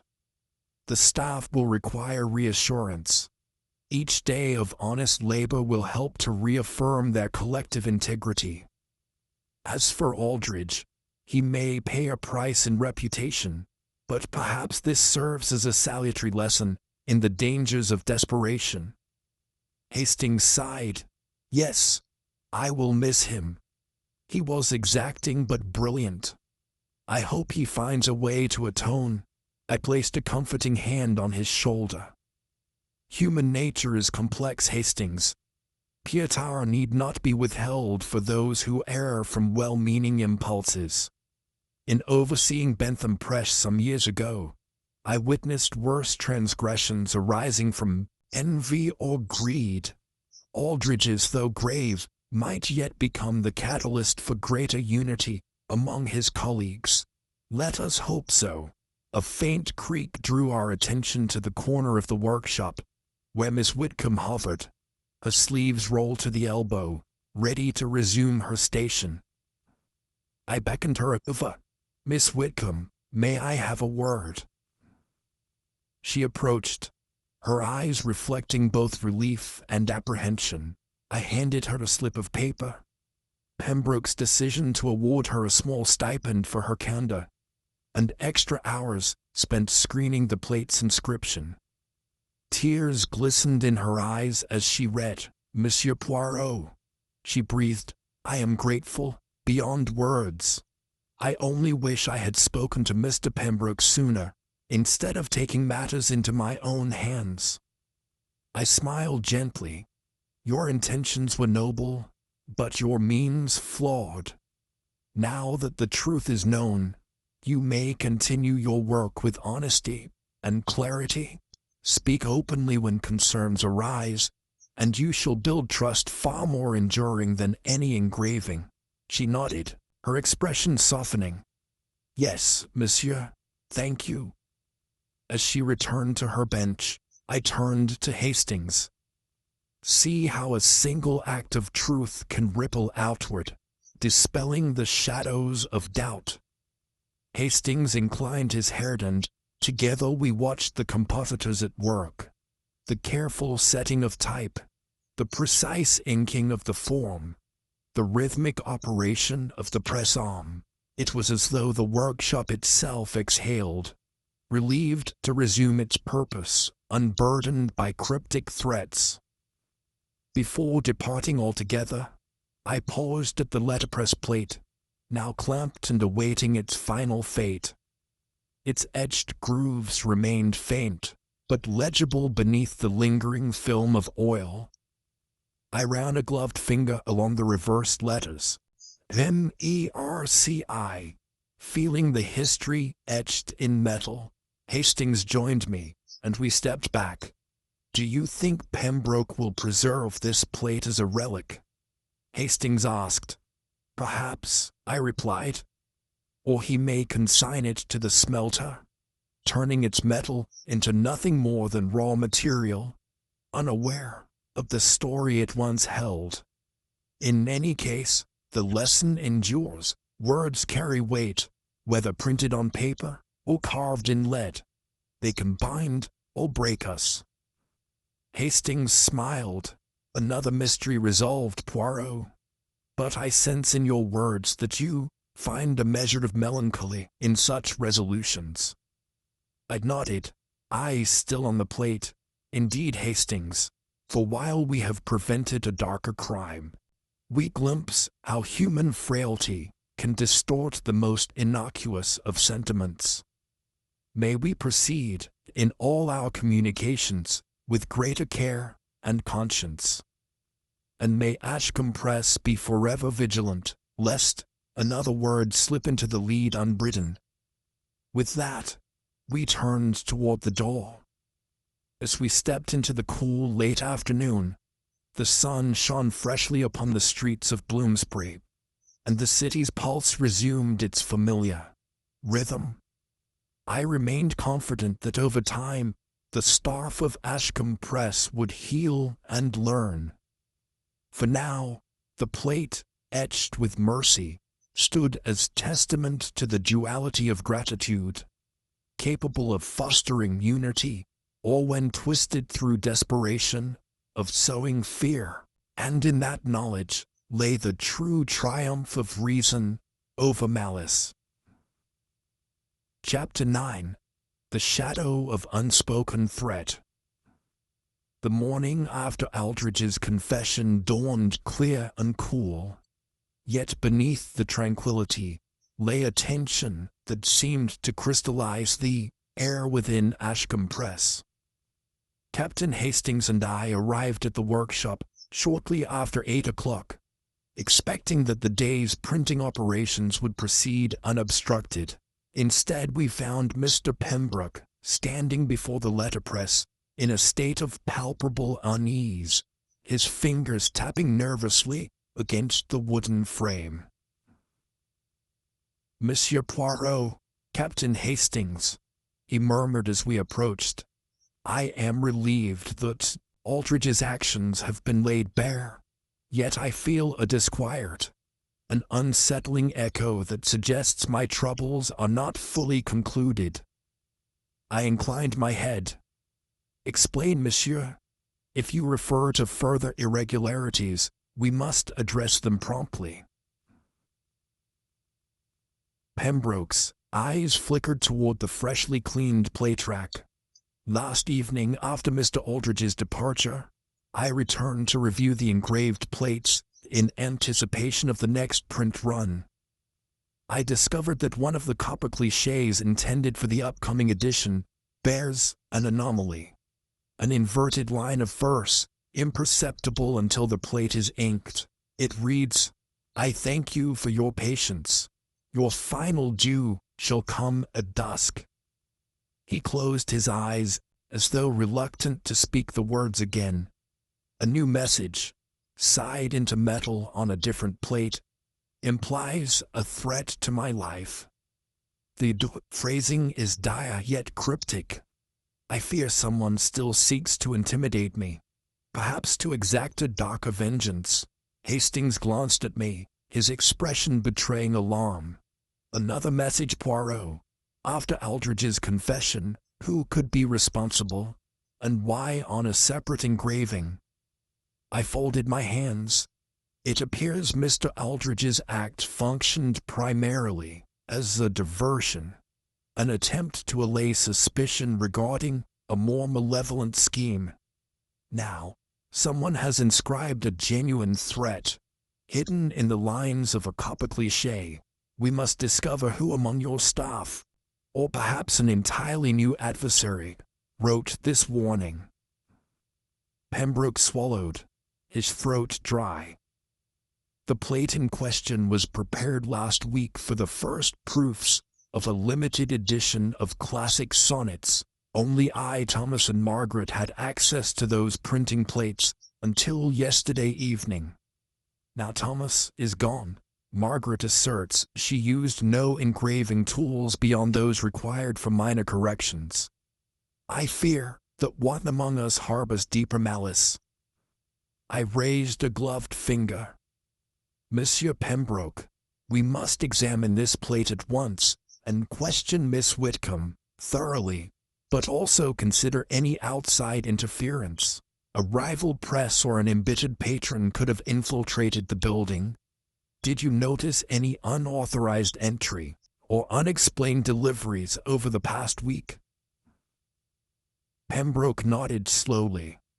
Yesterday afternoon, a courier delivered 3 bound proofs of the sonnet edition. He claimed to have no knowledge of their contents, only that they were pressed for urgent review. I signed for them. I dismissed any thought of a link to Aldridge's confession. Now I regret my complacency.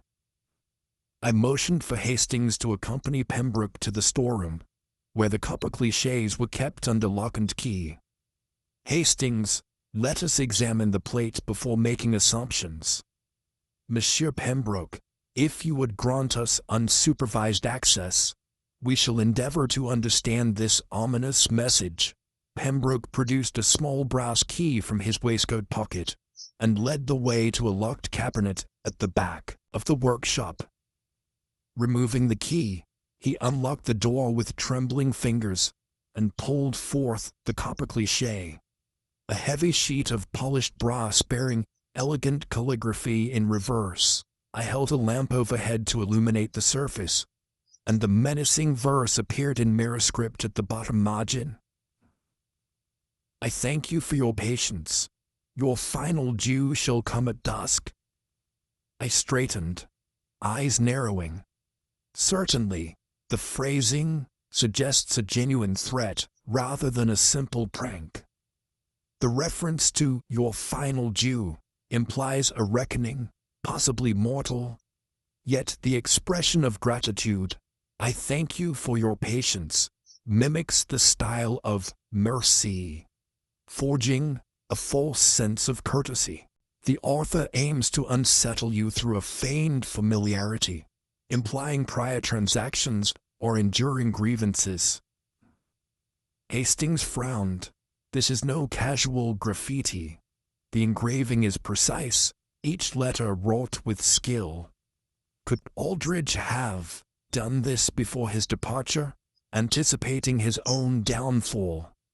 I shook my head. Unlikely. Aldridge's confession pertained solely to the word mercy etched on the letterpress plate.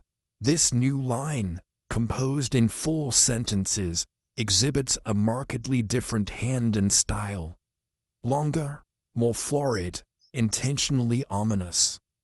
We need to compare the cursive loops and serif flourishes with known samples from your compositors and any external acquaintances. Pembroke offered a weary nod. Margaret's handwriting is neat but less decorative. Aldrich's style favored brevity. Yet this script is sumptuous, almost theatrical. I cannot think who among my staff writes thus.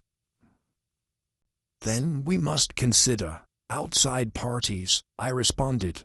Before we proceed with questioning Hastings, please fetch me the ledger recording any visitors or deliveries within the past fortnight.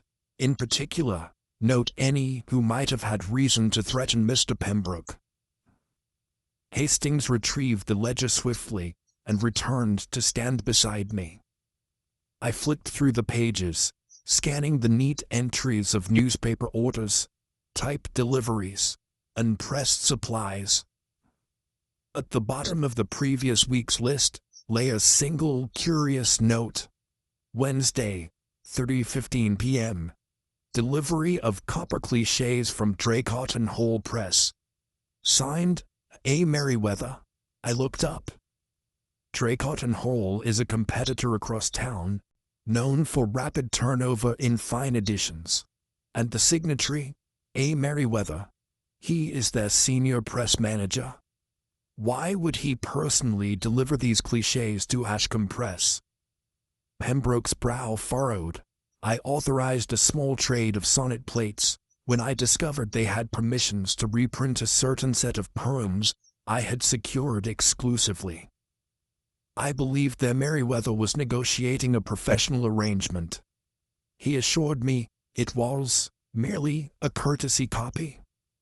I closed the ledger, a courtesy that provided him with access to your copper clichés and an opportunity to manipulate them. If Merriweather had cause to resent you, perhaps feeling slighted by your exclusive rights, he might well have introduced a threatening message into the plate before dispatch. We must check that these particular clichés arrived intact, without hidden engravings, and that Draycott and Hall's environment was secure after Mr. Merriweather took delivery. Pembroke's face tightened. I regret granting Merriweather such latitude. He is known to be persuasive, but I assumed he was trustworthy. I never imagined duplicity of this sort. I steepled my fingers. Let us not place blame prematurely. We shall summon Mr. Merriweather for questioning as soon as possible. In the meantime, I must question Miss Whitcomb regarding the moment she first encountered this threat. Hastings, accompany me to seek her at her workbench. We found Whitcomb deep in concentration, adjusting type for the next run of pamphlets. She looked up, alarm in her eyes, when she saw us approach. Monsieur Poirot, Captain Hastings, what news do you bring? I motioned to Pembroke, who had arrived moments earlier.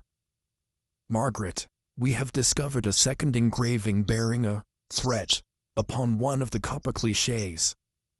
This message was apparently present before Aldrich's exit. I wish to know when you first noticed any irregularity on these sonnet plates. Whitcomb drew in a breath. I was at my bench last evening, preparing the type for proofs. I glanced at the storage cabinet by chance, and saw this plate, a new cliché, clamped on the bench. I had not yet prepared it for printing. I lifted it slightly to dust away a smudge of ink, and noticed the reverse inscription along the bottom. It struck me immediately as deliberate. I called Mr. Pembroke, then later examined it with Monsieur Poirot. I nodded.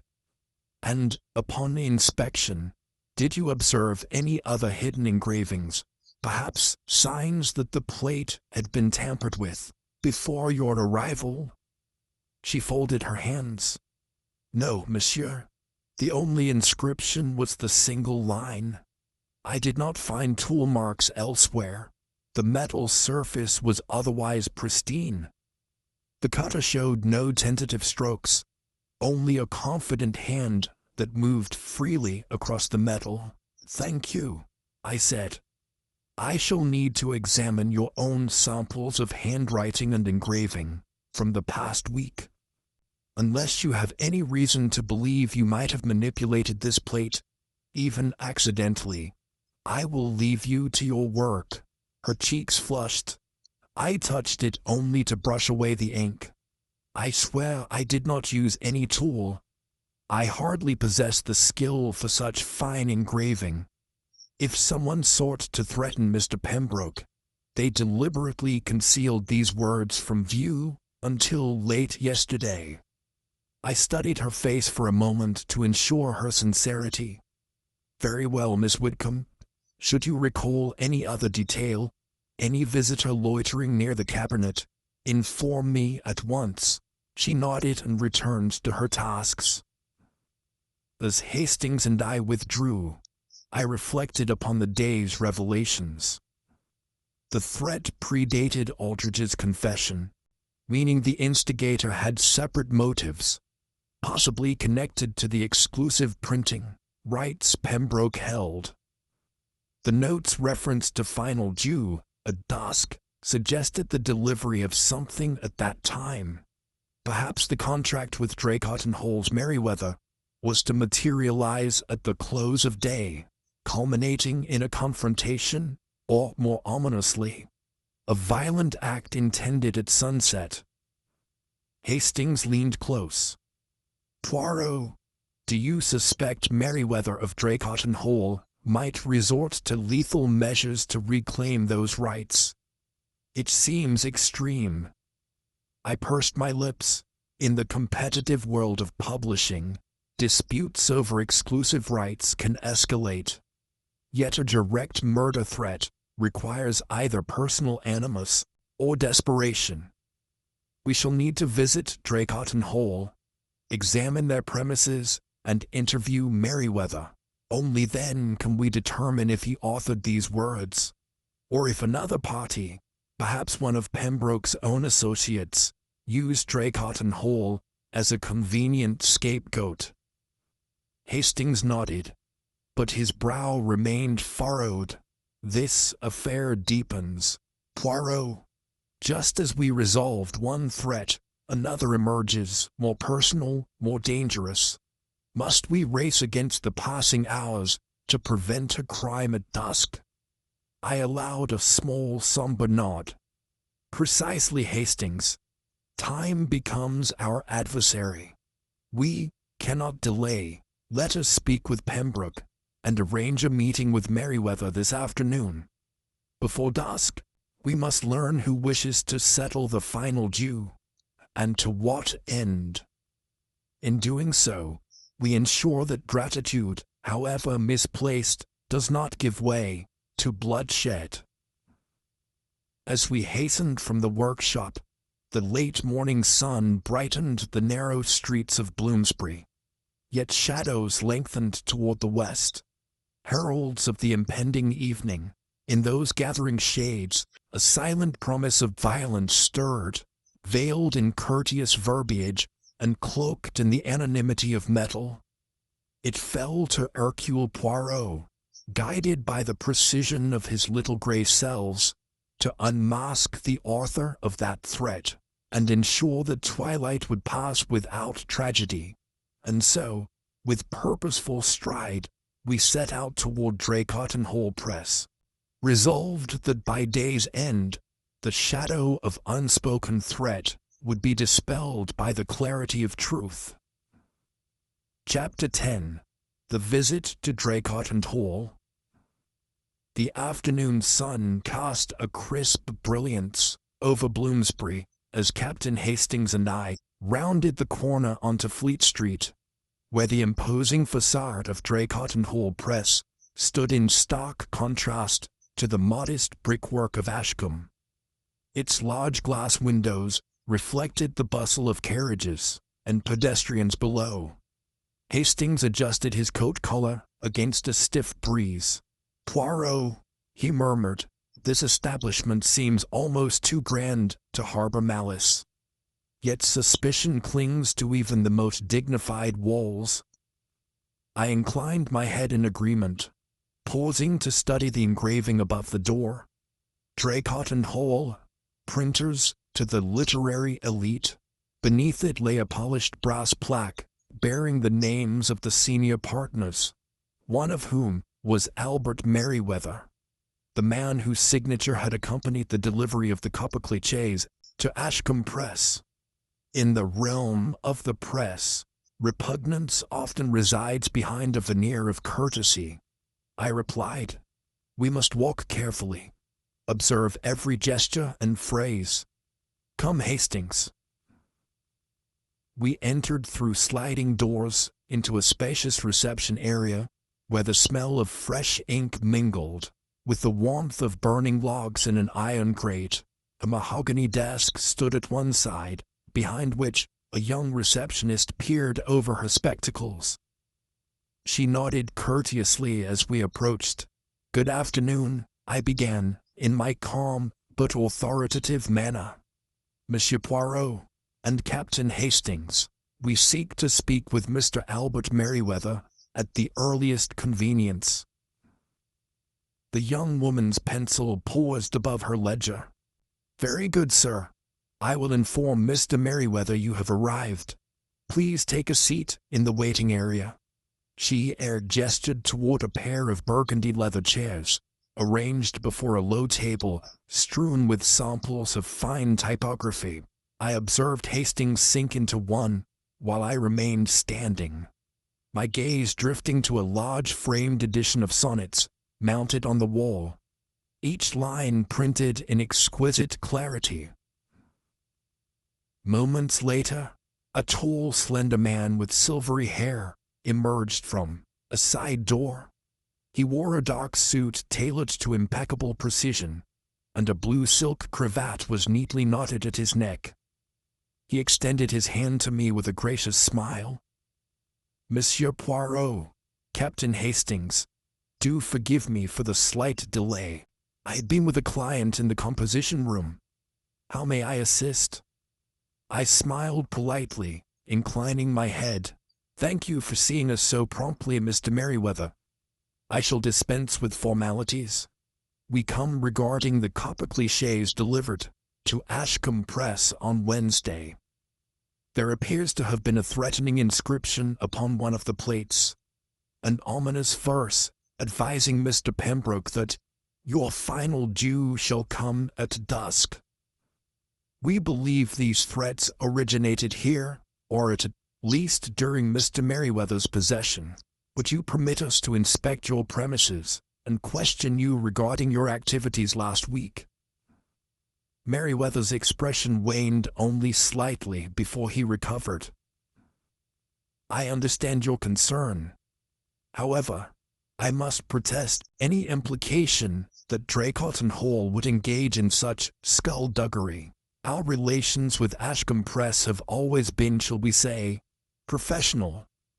If there were an unauthorized engraving, I assure you it did not occur within my purview. Nevertheless, I welcome your inquiry." He bowed his head toward a narrow corridor. "After you, please." Hastings rose, escorting me through a double door into a long, echoing hallway. The walls were lined with gilded frames, exhibiting rare folios, while glass cases held antique-type molds and printing ornaments. Workers moved briskly between rooms beyond open doorways, each room named for a different step in the printing process: composition room, galley room, proofing room, and so on. Merryweather strode confidently ahead, his posture erect, a picture of composure. Yet I noted the tension in his features, the slight tightening at the corners of his eyes, as though he measured each breath. "I shall accompany you to my office first," he said, leading us to a second flight of stairs that ascended to a plush chamber overlooking the printing floor. Expensive Persian rugs muffled our footsteps. Upon a wide mahogany desk lay neatly arranged proofs, an inkwell, and a silver letter opener. Merriweather gestured to a pair of chairs. "Please sit. I will fetch the relevant delivery records, and can show you the state of the copper clichés upon their arrival." I nodded, taking my seat with deliberation, while Hastings sat beside me. Merriweather withdrew a ledger from a roll-top cabinet, flipping to a page dated Wednesday afternoon. "As you can observe, monsieur, I personally signed for the plates at 3:15 p.m. My assistant delivered them directly to me, still in their original wooden box, sealed with our stamp. I then unwrapped them for visual inspection, glancing only briefly at the surface to confirm no blemishes. I found no engraving. I placed them on the shelf in our proofing room, intending to return them after a cursory review. If anyone tampered with them later, I leave it to your discretion to investigate." Hastings gave a slow nod. "And no one else accessed that box while it was in your hands?" Merriweather paused before replying, brows furrowing. "Not to my knowledge. I cannot imagine any of our compositors seeking to deface plates for Ashcombe Press. It would be a grievous act. However, our proofing room can be accessed by any senior compositor after my hours. Should you wish, I can produce a list of those individuals. But I emphasize that any engraving we discovered upon opening was absent upon delivery." I studied him, noting the sincerity in his tone. "Thank you, monsieur. We shall in due course examine your proofing room and question any who had access. In the meanwhile, I must ask, did you or any member of your staff hail from Greystone Press or maintain any tie to Ashcombe beyond this transaction?" Merriweather stroked his chin thoughtfully. "I worked briefly at Greystone before joining Draycott Hall, but that was several years ago. I parted ways amicably. I have no ongoing relationship with Ashcombe Press, nor do my staff. This is a purely professional transaction to accommodate an urgent commission. I regret any complication that may have arisen." I inclined my head. "Understood. Now, regarding your whereabouts between 4 p.m. and 6 p.m. on Wednesday, can you confirm that you remained within your office or the proofing room?" He assured us he had, sliding the ledger aside. "Indeed, I was assembling proofs, preparing for a press run the following morning. My assistant can attest that he saw me at intervals through the glass panel of my door until precisely 6 p.m., when I departed for a meeting with a publisher across town. I did not return until after 8, by which time the pressing room had been secured for the night. I made a note. We may wish to speak with your assistant. In the meanwhile, may I view the proofing room?" Merriweather rose and motioned us to follow. We descended via a back staircase, bypassing the main printing floor. The proofing room was a narrow chamber with bright overhead lamps and several tables strewn with paper proofs. Each table held a display of plates awaiting annotation. Merriweather indicated a wooden shelf where the copper clichés once rested. "This is where I placed them after inspection," he said. "You will see no signs of tampering here." I approached the shelf, examining the surface for any vestiges of engraving, shavings or smudges. The polished brass plates glistened under the lamp, their margins unmarked. I ran a gloved finger along one edge. No trace of metal filings. Beside the shelf lay an overturned inkwell, its contents dried into a dark puddle. Hastings leaned close. "Poirot," Someone has wiped down this area since that verse was carved. The absence of filings suggests it could not have occurred here. Perhaps the engraving was done while the plates were already in transit to Ashcombe. I nodded thoughtfully.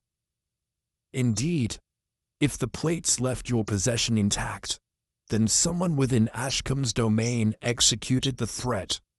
The line, "Your final due shall come at dusk," may have been carved after they arrived at Ashcombe, but before Mr. Merriweather retrieved them. Yet, we must account for the courier who delivered them. Did that individual courier from your press directly to Mr. Pembroke's address? Merriweather considered. Yes, a trusted driver, Mr. Harold Draper, conveyed them personally. He departed here at 3:30 p.m. and arrived at Ashcombe around 3:50. He claims he passed the packages directly to a porter there. If necessary, I can arrange for him to accompany you for questioning. I exchanged a glance with Hastings. That would be prudent. Thank you, Monsieur Merriweather. We will require Mr. Draper's presence. Merriweather bowed gracefully. I shall send for him at once. Anything to assist in discovering the truth. Though I maintain my press is blameless in this matter. Departed the proofing room, leaving Merriweather to summon his assistant and driver. On the staircase, Hastings sighed. Poirot, Merriweather seems genuine, yet someone among his staff could have taken the plates, traveled to Ashcombe in the span between his departure and their arrival, and etched the threat. Is that plausible? I considered. Plausible, but unlikely. The plates were delivered directly by his courier, and received in sealed crates. To remove them, engrave them, and reseal them properly within 15 minutes on a congested London street would require extraordinary coordination. I suspect the threat was carved after the plates rested in Ashcombe's workshop, likely by someone with intimate knowledge of plate handling. We must direct our focus back to Ashcombe's staff, perhaps Mr. Craven, or another party we have not yet considered. Hastings nodded, though his expression remained uncertain. What of Merriweather's assistant? If he corroborates Merriweather's account, we might clear Draycott Hall entirely.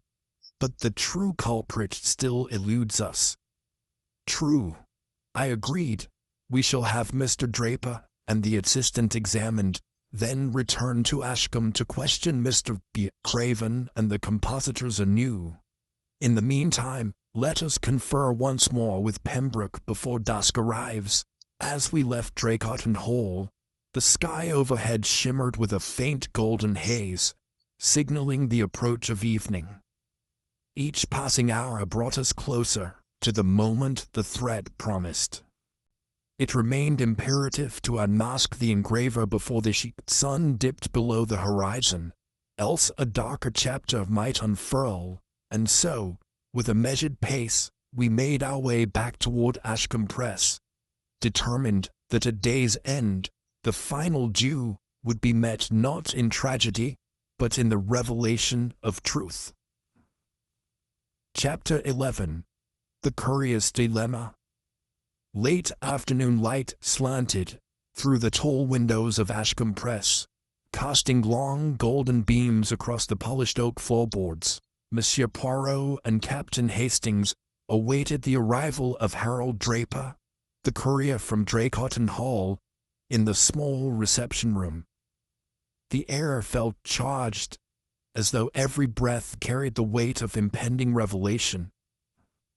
Mr. Pembroke hovered by the doorway, his face a portrait of anxious expectation, while Miss Whitcomb and Mr. Craven stood discreetly in the corners, their expressions tense.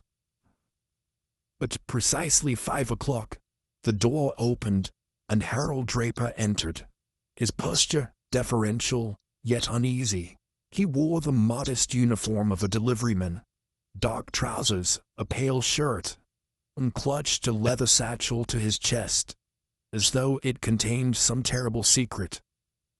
He inclined his head at our assembled company, then hesitated before stepping fully inside. "Monsieur Poirot," he said in a voice that wavered slightly, "you asked me here to discuss the couple clichés I delivered yesterday." I nodded, motioning him to a chair near the battered desk. "Precisely, Monsieur Draper. You delivered the plates directly from Draycott and Hall to Ashcombe Press. We wish to confirm that no unauthorized engraving took place during your custody. Let us begin with your routine actions on Wednesday, between 3 and 4:30 p.m. Draper swallowed and sat, setting his satchel on his lap. "Yes, monsieur. I collected the wooden crate containing the clichés from Draycott and Hall at 3:15. I secured them carefully in the back of my hansom cab and departed immediately. I did not stop until I reached Ashcombe Press at 3:50. I handed the crate to the porter, who signed for it at the front desk. I did not touch the crate again. I regarded him thoughtfully. "You say you did not touch the crate again, yet you escorted it down to the temperature-controlled storage in our proofing room, did you not?" Draper's eyes widened. "I beg your pardon, monsieur. I delivered the crate directly to the porter at Ashcombe's front entrance. I did not accompany it inside. It was taken from me at once. I returned to my cab thereafter. I left by way of High Holborn. My work was done." I turned to Hastings, who raised an eyebrow. "So, the crate was removed from your possession promptly upon arrival? It was not you who conveyed it into the workshop's depths?" I faced Draper once more.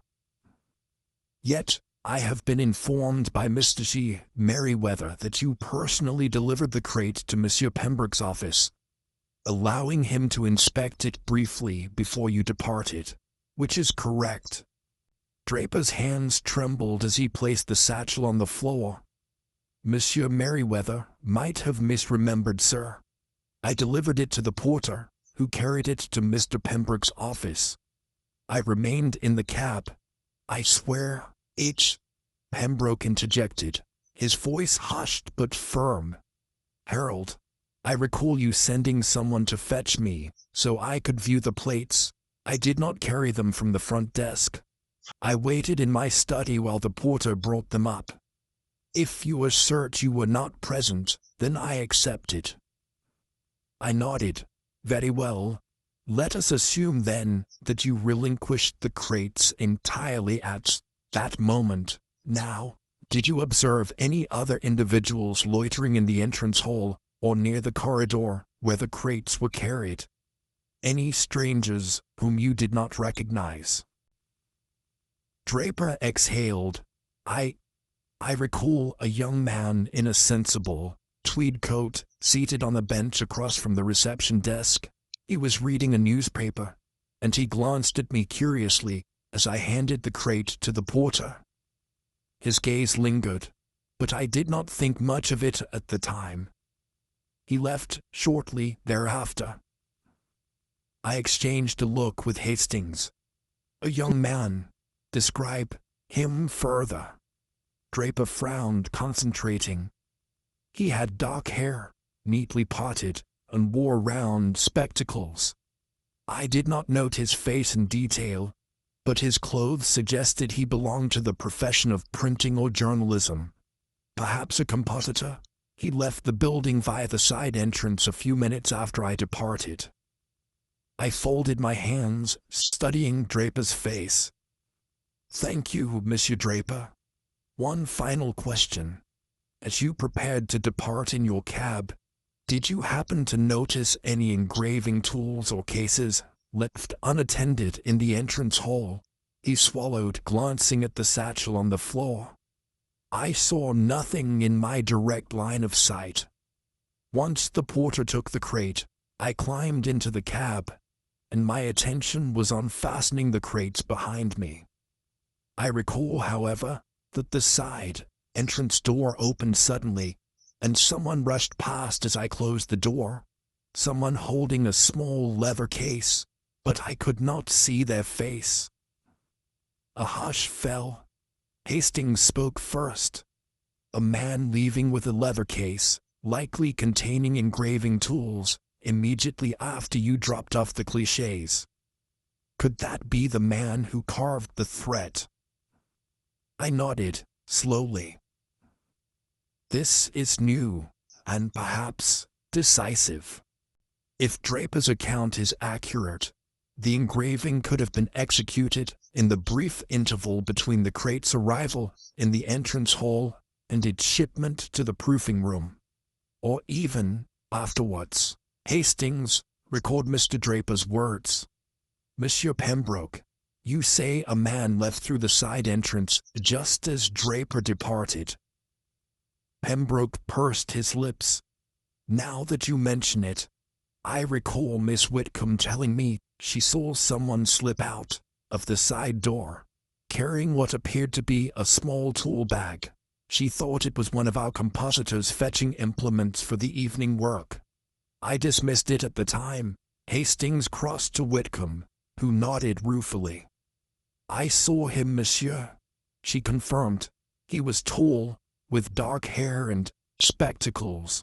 I thought he was Mr. Craven at first, but his uniform was different. I did not recognize him and assumed he was a visitor. I folded my steepled fingers beneath my chin. So we have 3 independent witnesses: Draper, Pembroke indirectly via Whitcomb, and Whitcomb herself, who saw a man depart through the side entrance with a leather case at approximately 3:55. This individual could have acquired the clichés, carved the threat, and returned them to the proofing room in time for Monsieur Merryweather's assistant to discover no irregularities. Or, more likely, this man entered the storage area later, perhaps at closing time, when fewer eyes were upon him. Hastings nodded thoughtfully. We must identify this man. You described him, Draper. Dark hair, spectacles, perhaps young. That profile could fit many within the press. I suggest Mr. Craven's quarters be searched again, for any sign he might have lent his uniform, or someone else obtained one. Turned to Craven, who stood at the back, hands clasped. Mr. Craven, did you see anyone resembling this stranger in the workshop yesterday? Perhaps a visitor, or another employee you did not recognize? Craven's face went pale. I recalled no one until you mentioned it. Now I remember seeing someone I thought was not of our staff, wearing a dark jacket and carrying a case, moving toward the back storage. I assumed it was Aldridge retrieving plates. I did not suspect malice. I observed him closely. Could you describe this man with more clarity? Craven exhaled. Not well. He wore thick-soled shoes and was taller than I. His spectacles were small and round. He moved swiftly without glancing back. I did not question him. But now I regret not paying attention. I allowed a moment of silence. Then I turned back to Draper. Monsieur Draper, you have been most helpful. You may take your leave. Should you recall any further detail, any change in the man's gait or voice, please inform us immediately. Draper rose and bowed, glancing uneasily at the assembled company before departing. When the door closed behind him, I turned to Pembroke, Hastings, Whitcomb, and Craven. We have identified the presence of a stranger who entered Ashcombe Press at 3:55 p.m., carrying a leather case, and departed just as swiftly. This man's profile fits someone seeking to avoid recognition. Dark hair, spectacles, dark clothing. The tool bag suggests he came to engrave, most likely to leave the threatening verse. Our task now is to trace his identity. Hastings folded his arms. Poirot, among the staff who fits that description. Craven and Whitcomb have been accounted for at 350. The former on patrol, the latter at her bench. Aldridge was at Draycotton Hall earlier. Pembroke, you were meeting with visitors? That leaves one possibility. Someone from the printing floor, perhaps a compositor or proofreader. Someone not often seen in the reception area. Pembroke frowned. We have a part-time compositor named Joseph Barrow, who comes in to assist with the evening runs. He would have arrived around 4, perhaps earlier. He wears spectacles and he is tall. He often carries his own leather pouch of tools. I raised an eyebrow. Mr. Barrow then, where might we find him? Pembroke responded, he lives in lodgings near Finsbury Square. He often leaves at dusk to catch a westbound omnibus. Then we shall visit him without delay, I declared. Hastings, gather any notes we need. Mr. Pembroke, please have Miss Whitcomb prepare a summary of Barrow's schedule yesterday. When he arrived, what bench he occupied, any odd behavior observed. We must confirm his movements. Pembroke nodded and summoned Whitcomb to make notes. I turned to Craven. Mr. Craven, retrieve the ledger of part-time staff, so we have Barrow's full schedule. As watchman, you must account for any unusual comings and goings you observed at closing time. Craven obeyed, disappearing to retrieve the volume. Hastings and I moved to the window, gazing out at the dimming sky. The hour grows late, mon ami, I murmured. We must act swiftly. This Barrow might be the engraver who inscribed the second threat. If so, he may return tonight, perhaps to refine or expand upon his warning. We must intercept him first. Hastings placed a reassuring hand on my shoulder. Agreed, Poirot. I shall accompany you to Finsbury Square at once. Let us hope we catch him before dusk, before any final due is collected. I inclined my head. Precisely. The final due awaits us, but we intend to render it null. Come, Hastings, our investigation continues. And with that, we departed Ashcombe Press in a swirl of determination, descending into the early evening streets of London, chasing the shadow of a threat etched in metal and carried upon whispered dread. Chapter 12. Confrontation in Finsbury Square. Late afternoon's golden haze had given way to a cool twilight sky by the time Captain Hastings and I arrived in Finsbury Square. The immaculate lawn at its center was ringed by horse-chestnut trees, their leaves whispering in the gentle breeze. The lamplights, not yet illuminated, stood at intervals like silent sentinels. We had traveled from Ashcombe Press with a single aim, to find Joseph Barrow, the part-time compositor whose resemblance to the courier's description marked him as our chief suspect. Hastings carried a small notebook of observations compiled by Miss Whitcomb. I held the knowledge of where Barrow's lodgings stood, an unassuming house on the northeast corner of the square, its facade of soot-darkened brick and faded paint betraying years of neglect. Hastings narrowed his eyes at the building. Poirot, this lodging looks hardly suitable for someone engaged in the fine craft of engraving. Why would Barrow choose such a place? I smiled slightly. My dear Hastings, artistry and comfort seldom dwell in the same quarters, especially in the competitive environs of London's printing trade. A compositor with modest wages will naturally seek cheaper rent. Yet, it is often within such unpretentious walls that ambition simmers and clandestine activities unfold. I tapped the letterbox with my gloved finger. Listen closely. Do you hear the hum of a press from within? Hastings inclined his head. Faintly, yes. It sounds as though someone is manually operating a small roller. Perhaps a private printing or engraving exercise. He raised his voice. Mr. Poirot. No answer came, save for the distant thrum of that unseen activity.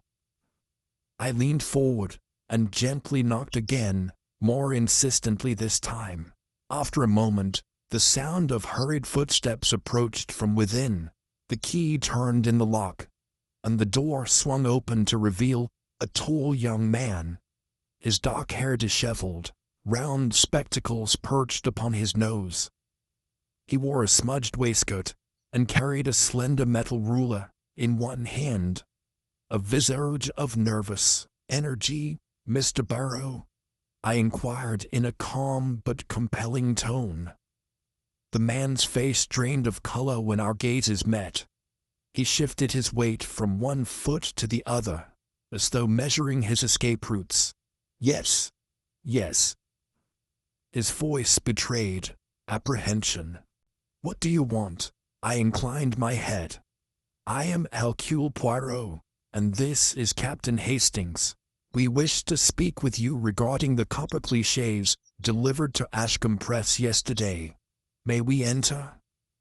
Poirot hesitated, eyes flickering to the open doorway behind us, perhaps gauging if any neighbor had observed our arrival. He closed the door with a soft click and led us into a narrow front parlor, illuminated by a solitary oil lamp perched upon a scarred side table. The walls, once a pale green, were now mottled with age. A small wooden desk sat beneath a high window, upon which rested an open book of poetic verses and a metal case, its leather cover worn and cracked. A faint metallic sheen on the floor suggested recent spillage of metal filings. Hastings stepped forward, his gaze fixed on the case. Mr. Poirot, is this your leather engraving pouch? Poirot's face twitched. I suppose so. He closed his eyes briefly. Yes, it belongs to me. I extended a gloved hand toward the case. May I examine it? Poirot's lips parted as though to object, but he nodded, relinquishing the pouch with trembling fingers. I lifted it carefully and unbuckled the clasp. Inside lay a set of slender engraving tools, each blade bearing minute traces of copper filings and a faint sheen of ink. I ran a magnifying glass over one of the gravers, noting the fresh metallic shavings still clinging to the tip. These tools have been used very recently, I remarked. Precisely the kind necessary to inscribe the threatening verse upon the copper cliché. Can you account for their presence in your pouch while you were absent from Ashcombe Press yesterday afternoon between 3:55 and 4:30? Poirot closed his eyes again, as though seeking courage. I retrieved them from my bench at Ashcombe after the staff had departed. I needed them for a private commission, an engraving for a local stationer. His voice quavered. I did not intend to harm anyone, I promise you that. I raised an eyebrow. Yet multiple witnesses, Mr. Draper, Miss Whitcomb, and Mr. Craven, observed a man matching your description, bearing a similar case, through the side entrance of Ashcombe Press at 3:55. That man slipped away into the storage area. How do you explain that? Poirot's shoulders sagged. He ran a hand through his dark hair, dislodging a loose locking. I saw no one else. I arrived at Ashcombe at precisely 4, as I do every Thursday, but perhaps I passed by unnoticed. He exhaled, as if releasing a small measure of fear. I came to check on some plates Mr. Pembroke agreed to let me borrow for practice. He forgot to mention it to the porter, so when I arrived I had to enter through the side door, carrying my own tools. I meant only to steal a chance to practice engraving. I did not know there was any threat, nor did I create one. Hastings frowned, but the threatening verse was already inscribed before you arrived. Pembroke told us that when he opened the crates, there was no such message. It must have been carved after it reached his press, and before you entered, correct? Barrow's eyes darted between us. His lips quivered. I did not notice anything unusual when I arrived. The crates were stored immediately by the porter. I went directly to my bench in the composing room. I did not go near the copper clichés, I swear it. I studied him closely. Mr. Barrow, you ask us to believe you entered Ashcombe Press carrying a case of engraving tools, and yet you claim not to have visited the storage area where the clichés were kept. However, we have reasons to suspect you did carve the threatening verse. The timing aligns, and your tools bear the filaments of copper. Moreover, you display an air of guilt rather than confusion. Barrow exhaled his tension in a shuddering breath. I see that you suspect me, but I did not do it. I would never threaten Mr. Pembroke. We had an understanding. He promised me some extra work for my evening hours. I inclined my head. An understanding that bestowed upon you access to the building and the plates. Yet you have given us no proof of that arrangement, nor could Mr. Pembroke confirm any private commission. Hastings, what did Pembroke say when we asked? Hastings spoke gently. Pembroke said no such commission existed. He had no knowledge of you borrowing any plates for private practice. He only approved your part-time work in the composing room, not any after-hours engraving. Barrow's eyes filled with tears. Then I lied. I did peek at the plates, but I swear the verse was not there. I did not carve it. He held up his hands in desperation. When I arrived, the crates were still sealed. I saw no message under the lid. If I had, I would never have taken those tools. I came to practice on discarded copper scraps, nothing more. I would never harm Pembroke or anyone else. I exchanged a glance with Hastings, who nodded thoughtfully. Your words are fervent, Mr. Barrow. Yet a deeper question remains. If you did not create the verse, then who else within Ashcombe Press had both motive and opportunity? I softened my tone. Tell me of your relationship with Mr. Pembroke. Did you resent him, or did you feel any animosity when he refused any private commissions? Barrow ran his slender fingers through those dark locks once more, as if seeking solace. No, I revered him. Pembroke took me on when I was just an apprentice. He taught me to set type, introduced me to the art of the letterpress. I would never do anything to betray his trust. His voice cracked. I marched in fear when I heard of the first engraving. Merci. That could have been me, for all anyone knew. But I never touched the letterpress plates for the main job. I only practiced on extraneous pieces. I liked to make small brooches engraved with names. Nothing dangerous. I allowed a silence to stretch between us. The faint hum of distant traffic wafted through the open window, mingling with the subdued creaking of the house, settling into the evening. Before speaking again, I gazed around the parlor. noting the scattered proof sheets and copper scraps on a low shelf, each bearing evidence of Barrow's practice. Amongst them lay a small brooch engraved with the initials F.T. in elegant cursive, a keepsake perhaps for a loved one. I addressed Barrow once more. "Show me these brooches and scraps you mention." He hesitated only momentarily before rising and moving to the shelf. There, arrayed in haphazard order, were several copper fragments etched with names. G.H., L.M., F.T. Each was finely executed, though on a smaller scale than the threatening verse. Barrow withdrew the F.T. brooch and extended it to me. I examined it under the soft glow of the oil lamp, noting that the cursive loops mirrored the style of the verse's script, albeit on a reduced scale. Hastings leaned close, whispering, "Poirot, the handwriting is remarkably similar. Smooth, confident, but could it not simply reflect Barrow's hand in general?" I nodded. "Indeed. Yet these brooches prove that Barrow is capable of such engraving finesse. However, they do not prove malice, merely skill. We must delve deeper into motive. Mr. Barrow, was there anyone who might have wished to frame you? Any rivals, jealous of your skill?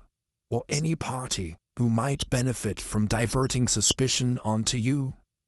Barrow's breath caught.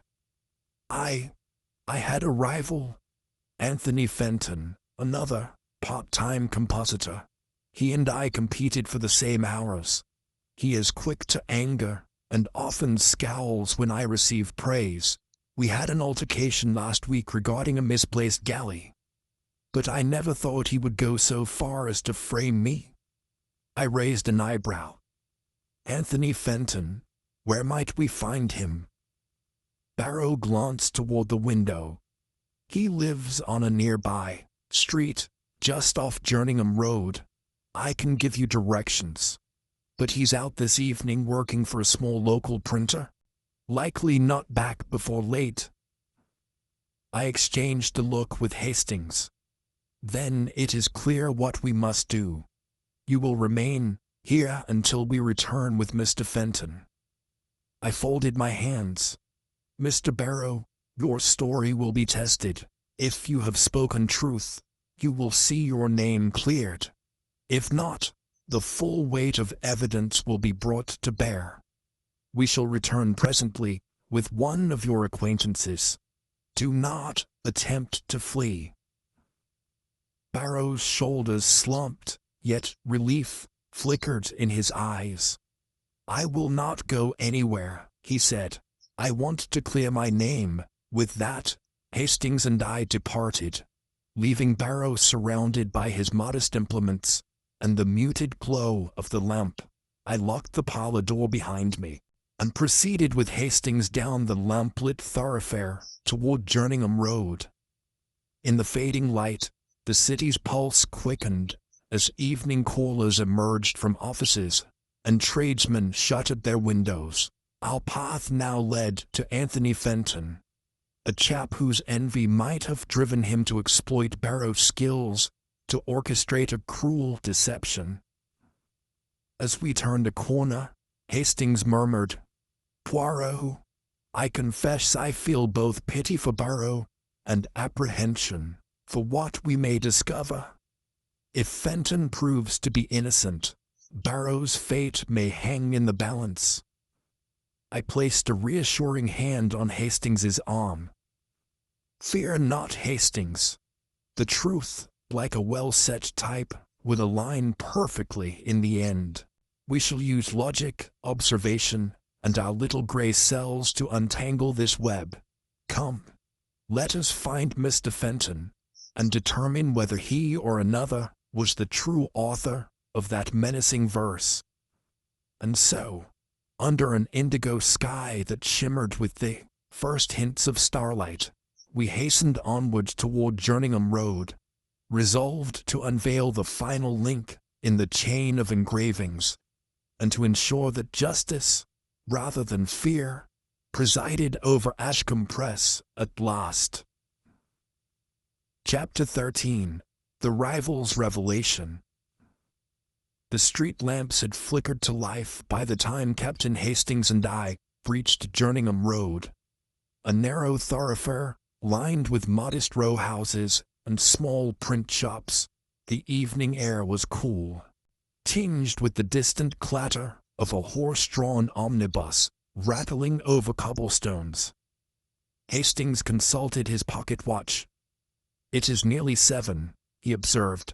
"We must hurry if we are to question Mr. Fenton before he vanishes into the night." I nodded. "Indeed, mon ami. The window of opportunity narrows as the stars emerge. Joseph Barrow awaits our findings. Let us proceed." We turned onto a narrower lane, flanked by shuttered windows and iron-railed stoops.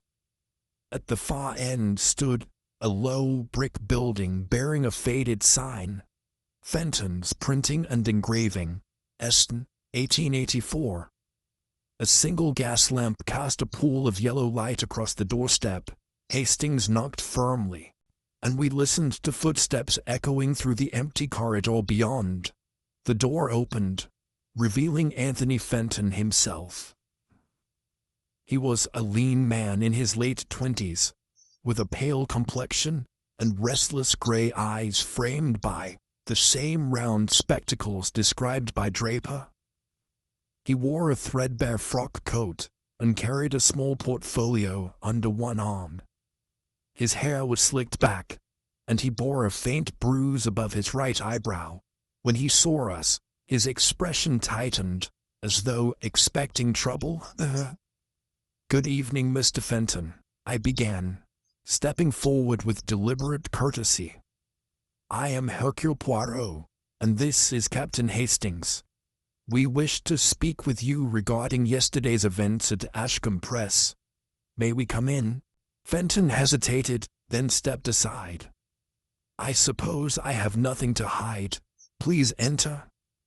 He ushered us into a cramped front office, illuminated by a single oil lamp that cast deep shadows. The walls were lined with shelves of engraved copper plates, some bearing faded inscriptions, others blank. A small desk held inky blotters and half-finished proofs. Fenton closed the door behind us with a quiet click. "Kindly sit," he invited, gesturing to 2 sturdy chairs placed before his desk. He remained standing, clutching his portfolio as though it were a shield. Hastings and I took our seats, and I allowed a moment to observe my surroundings. The room smelled of ink and metal, an aroma both comforting and ominous. On a low side table lay a leather pouch, identical to the one used by Barrow. Its flap was secured with a tarnished brass clasp.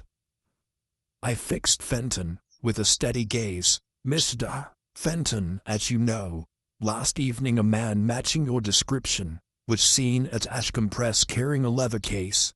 He is believed to have entered through the side door at approximately 3:55 p.m. And shortly thereafter, a threatening verse was discovered, etched upon a copper cliché. We understand that you arrived at Ashcombe at roughly 4 p.m. yesterday. Is this correct?" Fenton nodded, swallowing. "Yes, I had finished a small job here, an engraving in relief for a local school's crest, and needed to drop off my portfolio at Ashcombe. They offered to let me borrow some plates for a private commission. I arrived at precisely 4, as I do every Thursday." His voice was low but firm. "I used the side entrance because the front was "Indeed," I replied. "However, witnesses indicate a stranger carrying a case passed through the side entrance at 3:55, before you would have arrived. You claim you arrived at 4. How do you account for that 5-minute window?" Fenton's jaw clenched. I might have arrived a few minutes earlier than 4. My watch tends to run slow. But I never entered the workshop until Mr. Pembroke's porter unlocked the side door at 4 sharp. I can ask my assistant to confirm the exact time I left here. He gestured toward a small window overlooking the street. I have a street clock visible from my desk. I recall glancing at it when I stepped outside. It was 3:15. Hastings leaned forward. 3:15. That would place you at Ashcombe at around 3:30, giving you ample time to inscribe the verse and depart before our courier's arrival. Yet you claim 4. Do you deny having been present earlier? Fenton's face paled. He ran a hand through his hair, revealing fresh scratches on his scalp. I left here at 3:30, I confess. I thought to slip in early, practice on the plates before the rush. But when I arrived, the crates were already on the bench. I saw the menace etched on the bottom margin. I recognized the handwriting. It mimicked Barrow's style. I panicked. Afraid that my rival would be blamed, I slipped away before anyone saw me. I intended to return later, perhaps to erase the threat, but I never managed to do so. I steepled my fingers. A confession revealing deeper fallibility than malice. You admit that between 3:30 and 3:55, you were at Ashcombe Press, saw the threat etched on the cliché, and then fled to avoid suspicion. Yet, you insist you did not create the verse. Let us inspect your portfolio. I nodded toward the leather pouch on the side table. Open it, please, and show us the plates you borrowed. Fenton's hand trembled as he set down the portfolio and unfastened its clasps. Inside were several small copper scraps bearing delicate engravings, letters, floral motifs, and a singular line of verse that read, "Patience merits its due." I parsed the phrase carefully. This verse, Mr. Fenton, shares words in common with the threatened cliché, yet it speaks of patience rewarded, not punished. Curious, do you not think? He swallowed. It was an exercise in calligraphy, my own composition, a motto I often practice. No connection to Ashcombe Press's affair. I nodded, though my eyes remained fixed on the phrase. Perhaps, yet your presence at Ashcombe and familiarity with the precise choice of words could reveal a link.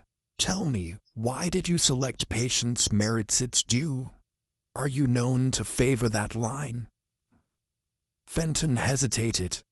It merely came to mind when I practiced.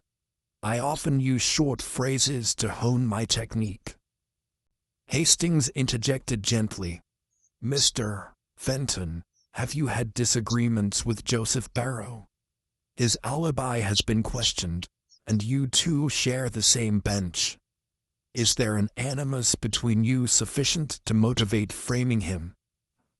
Fenton's lips twitched. We had a disagreement last week over misplaced type.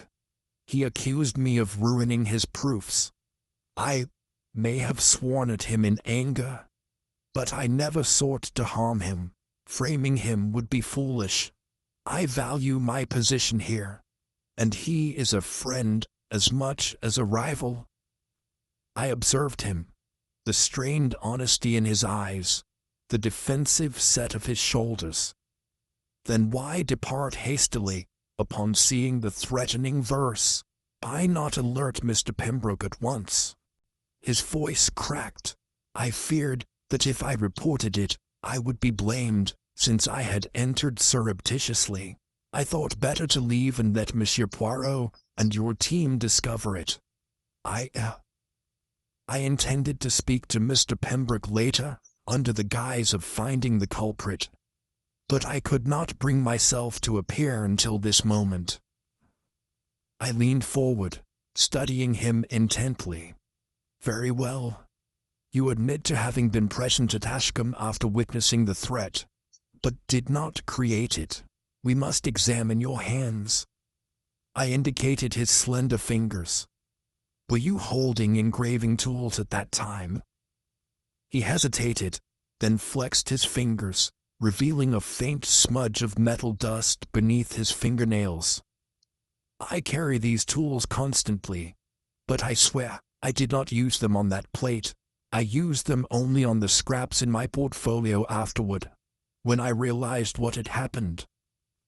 I retrieved a small magnifying glass from my pocket and examined the dust. It glinted faintly, an admixture of copper and ink residue. Precisely the same composition discovered on the threatening cliché. I set the glass aside. Your tools bear identical residue to that found on the plate. Moreover, the muscle memory required to inscribe such a precise, florid verse indicates that you possess both skill and opportunity. I begin to suspect that you created the verse, then returned to remove it, leaving slender evidence of your reluctant handiwork. Fenton's face crumpled, and he sank into the nearest chair. Yes, it was me. I wrote it, but not to harm Mr. Pembroke. I wanted to scare him, make him rescind an order that would ruin my business. He had promised to deny me further plate usage after our disagreement, unless I repaid a debt of 50 shillings I owed from a previous job. I could not afford that sum. I thought if I threatened him, he would relent and let me continue my work. I never intended bloodshed, only fright. I folded my hands, regarding him with a mixture of pity and resolve. Your confession clarifies matters. You carved the verse between 3:30 and 3:55, anticipating that the course would be attributed elsewhere. Your mimicry of Barrow's style aimed to deflect suspicion onto him. Yet Barrow had no debt or cause to threaten Mr. Pembroke. But you did. Your act was one of desperation. He bowed his head. I see now how foolish I was. Fear blinded me. I never considered how deeply my actions might wound others. Hastings exchanged a glance with me. Poirot, with Fenton's admission, the case appears resolved. Yet, we must inform Mr. Pembroke and Barrow, and arrange restitution of your debt, Mr. Fenton. I rose, motioning to Fenton to accompany me. Yes. Come, let us depart before Barrow grows anxious. You will face Mr. Pembroke's justice with honesty, and he may show leniency in light of your contrition. We left the cramped office and retraced our steps along Jerningham Road. Hastings and I flanked Fenton, whose gait was subdued, as though the street lamps themselves weighed upon him. The march back to Ashcombe Press felt longer than the journey out, each lamp-post a reminder of the subtle shafts of truth, illuminating the dark alleys of motive and opportunity. Upon our return to the narrow reception room at Ashcombe, Mr. Pembroke and Joseph Barrow awaited us. Barrow's face brightened when he saw Fenton, suspicion still flickering in his gaze. Pembroke's expression was grave, but tinged with relief. Monsieur Poirot, Pembroke began. Explain quickly, if you will. I inclined my head. Mr. Fenton has confessed to carving the threatening verse upon the copper cliché. His motive was to intimidate you and to reverse your decision regarding his professional standing and to circumvent a debt he owed. His imitation of Barrow's style and his utilization of Barrow's workshop hours served to shift blame. Mr. Fenton's contrition is complete. Barrow exhaled, relief flooding his features. So, it was not I? Thank God. I feared my career, at Ashcombe was ruined. I placed a reassuring hand on Barrow's shoulder. Your reputation remains intact, Joseph. Your only crime was hesitation. Let us now address Mr. Fenton's debt. Fenton drew a small purse from his pocket, counting the coins with trembling hands. He handed 50 shillings to Mr. Pembroke, who received them with a nod. Your debt is cleared, Mr. Fenton, Pembroke said, and however, as for your continued service, I must consider whether your actions permit a place here. Fenton lowered his eyes. I understand, sir. I accept any consequence. Pembroke sighed. Very well. I shall deduct the cost of repairing the damaged plate from your wages and extend your contract for another month, conditional upon your conduct. After that, I am uncertain. Fenton bowed his head. Thank you, sir. I am grateful. I turned to Barrow and Hastings. And to you, Joseph, I commend your patience. Though you were nearly framed, your honesty never wavered. May this chapter serve as a lesson in vigilance. Barrow nodded, eyes glistening. I shall remain vigilant, Monsieur Poirot. As the group dispersed, the evening's hush enveloped Ashcombe Press once more. I lingered a moment by the storage cabinet, reflecting on the cascade of hidden threats and desperate measures that had unfolded. The twin engravings, Mercy, and your final due shall come at dusk, had been born of financial strain and professional envy, each inscribed in metal to manipulate others through fear and gratitude. Hastings joined me at the threshold. Poirot, another mystery resolved. Yet I sense the residue of these events will linger upon the press for some time. I nodded. Indeed, Hastings. Trust once fractured takes time to mend. But today, reason triumphed over panic.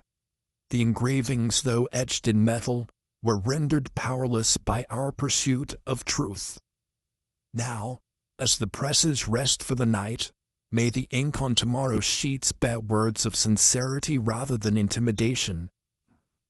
With that, we stepped into the cool London night, the gas lamps lining the street as silent witnesses to the fragility of human ambition and the enduring triumph of integrity. Chapter 14. Restoration of Order.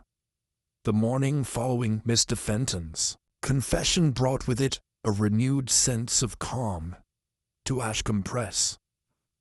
The hushed anxieties that had gripped the workshop's corridors and storerooms seemed to dissolve with the dawn mist, replaced by a quiet determination to resume normal operations. As I entered the reception area, alongside Captain Hastings, I observed Mr. Pembroke overseeing the installation of a fresh copper cliché, one cleared of any threats and ready to bear the next sonnet's compilation. Hastings noted the soft hum of the presses beginning to awaken, and I inhaled deeply, savoring the familiar scent of linseed oil and freshly ground ink. Monsieur Poirot, Pembroke greeted us, his voice steadier than I had heard in many days. He stood near the visitor's chair, his sleeves rolled up as if prepared to join the compositors at their benches. The clichés have been cleaned, and I have instructed the team to commence printing by mid-morning. I trust you and Captain Hastings shall remain for a time to ensure all is in order. I inclined my head. Certainly, Mr. Pembroke. Hastings and I will observe the process and speak with the staff. It is important to confirm that each member has recovered fully from recent tensions. Both the overt threat and the shadow of suspicion that fell upon them. Pembroke exchanged a glance with Hastings, then motioned us to watch the composing room. The array of type cases stood neatly organized, as though freshly lacquered. and the compositors themselves moved with a focused quietness, mindful of the slightest misstep. I observed Joseph Barrow at his bench, his posture more relaxed now that his name had been cleared.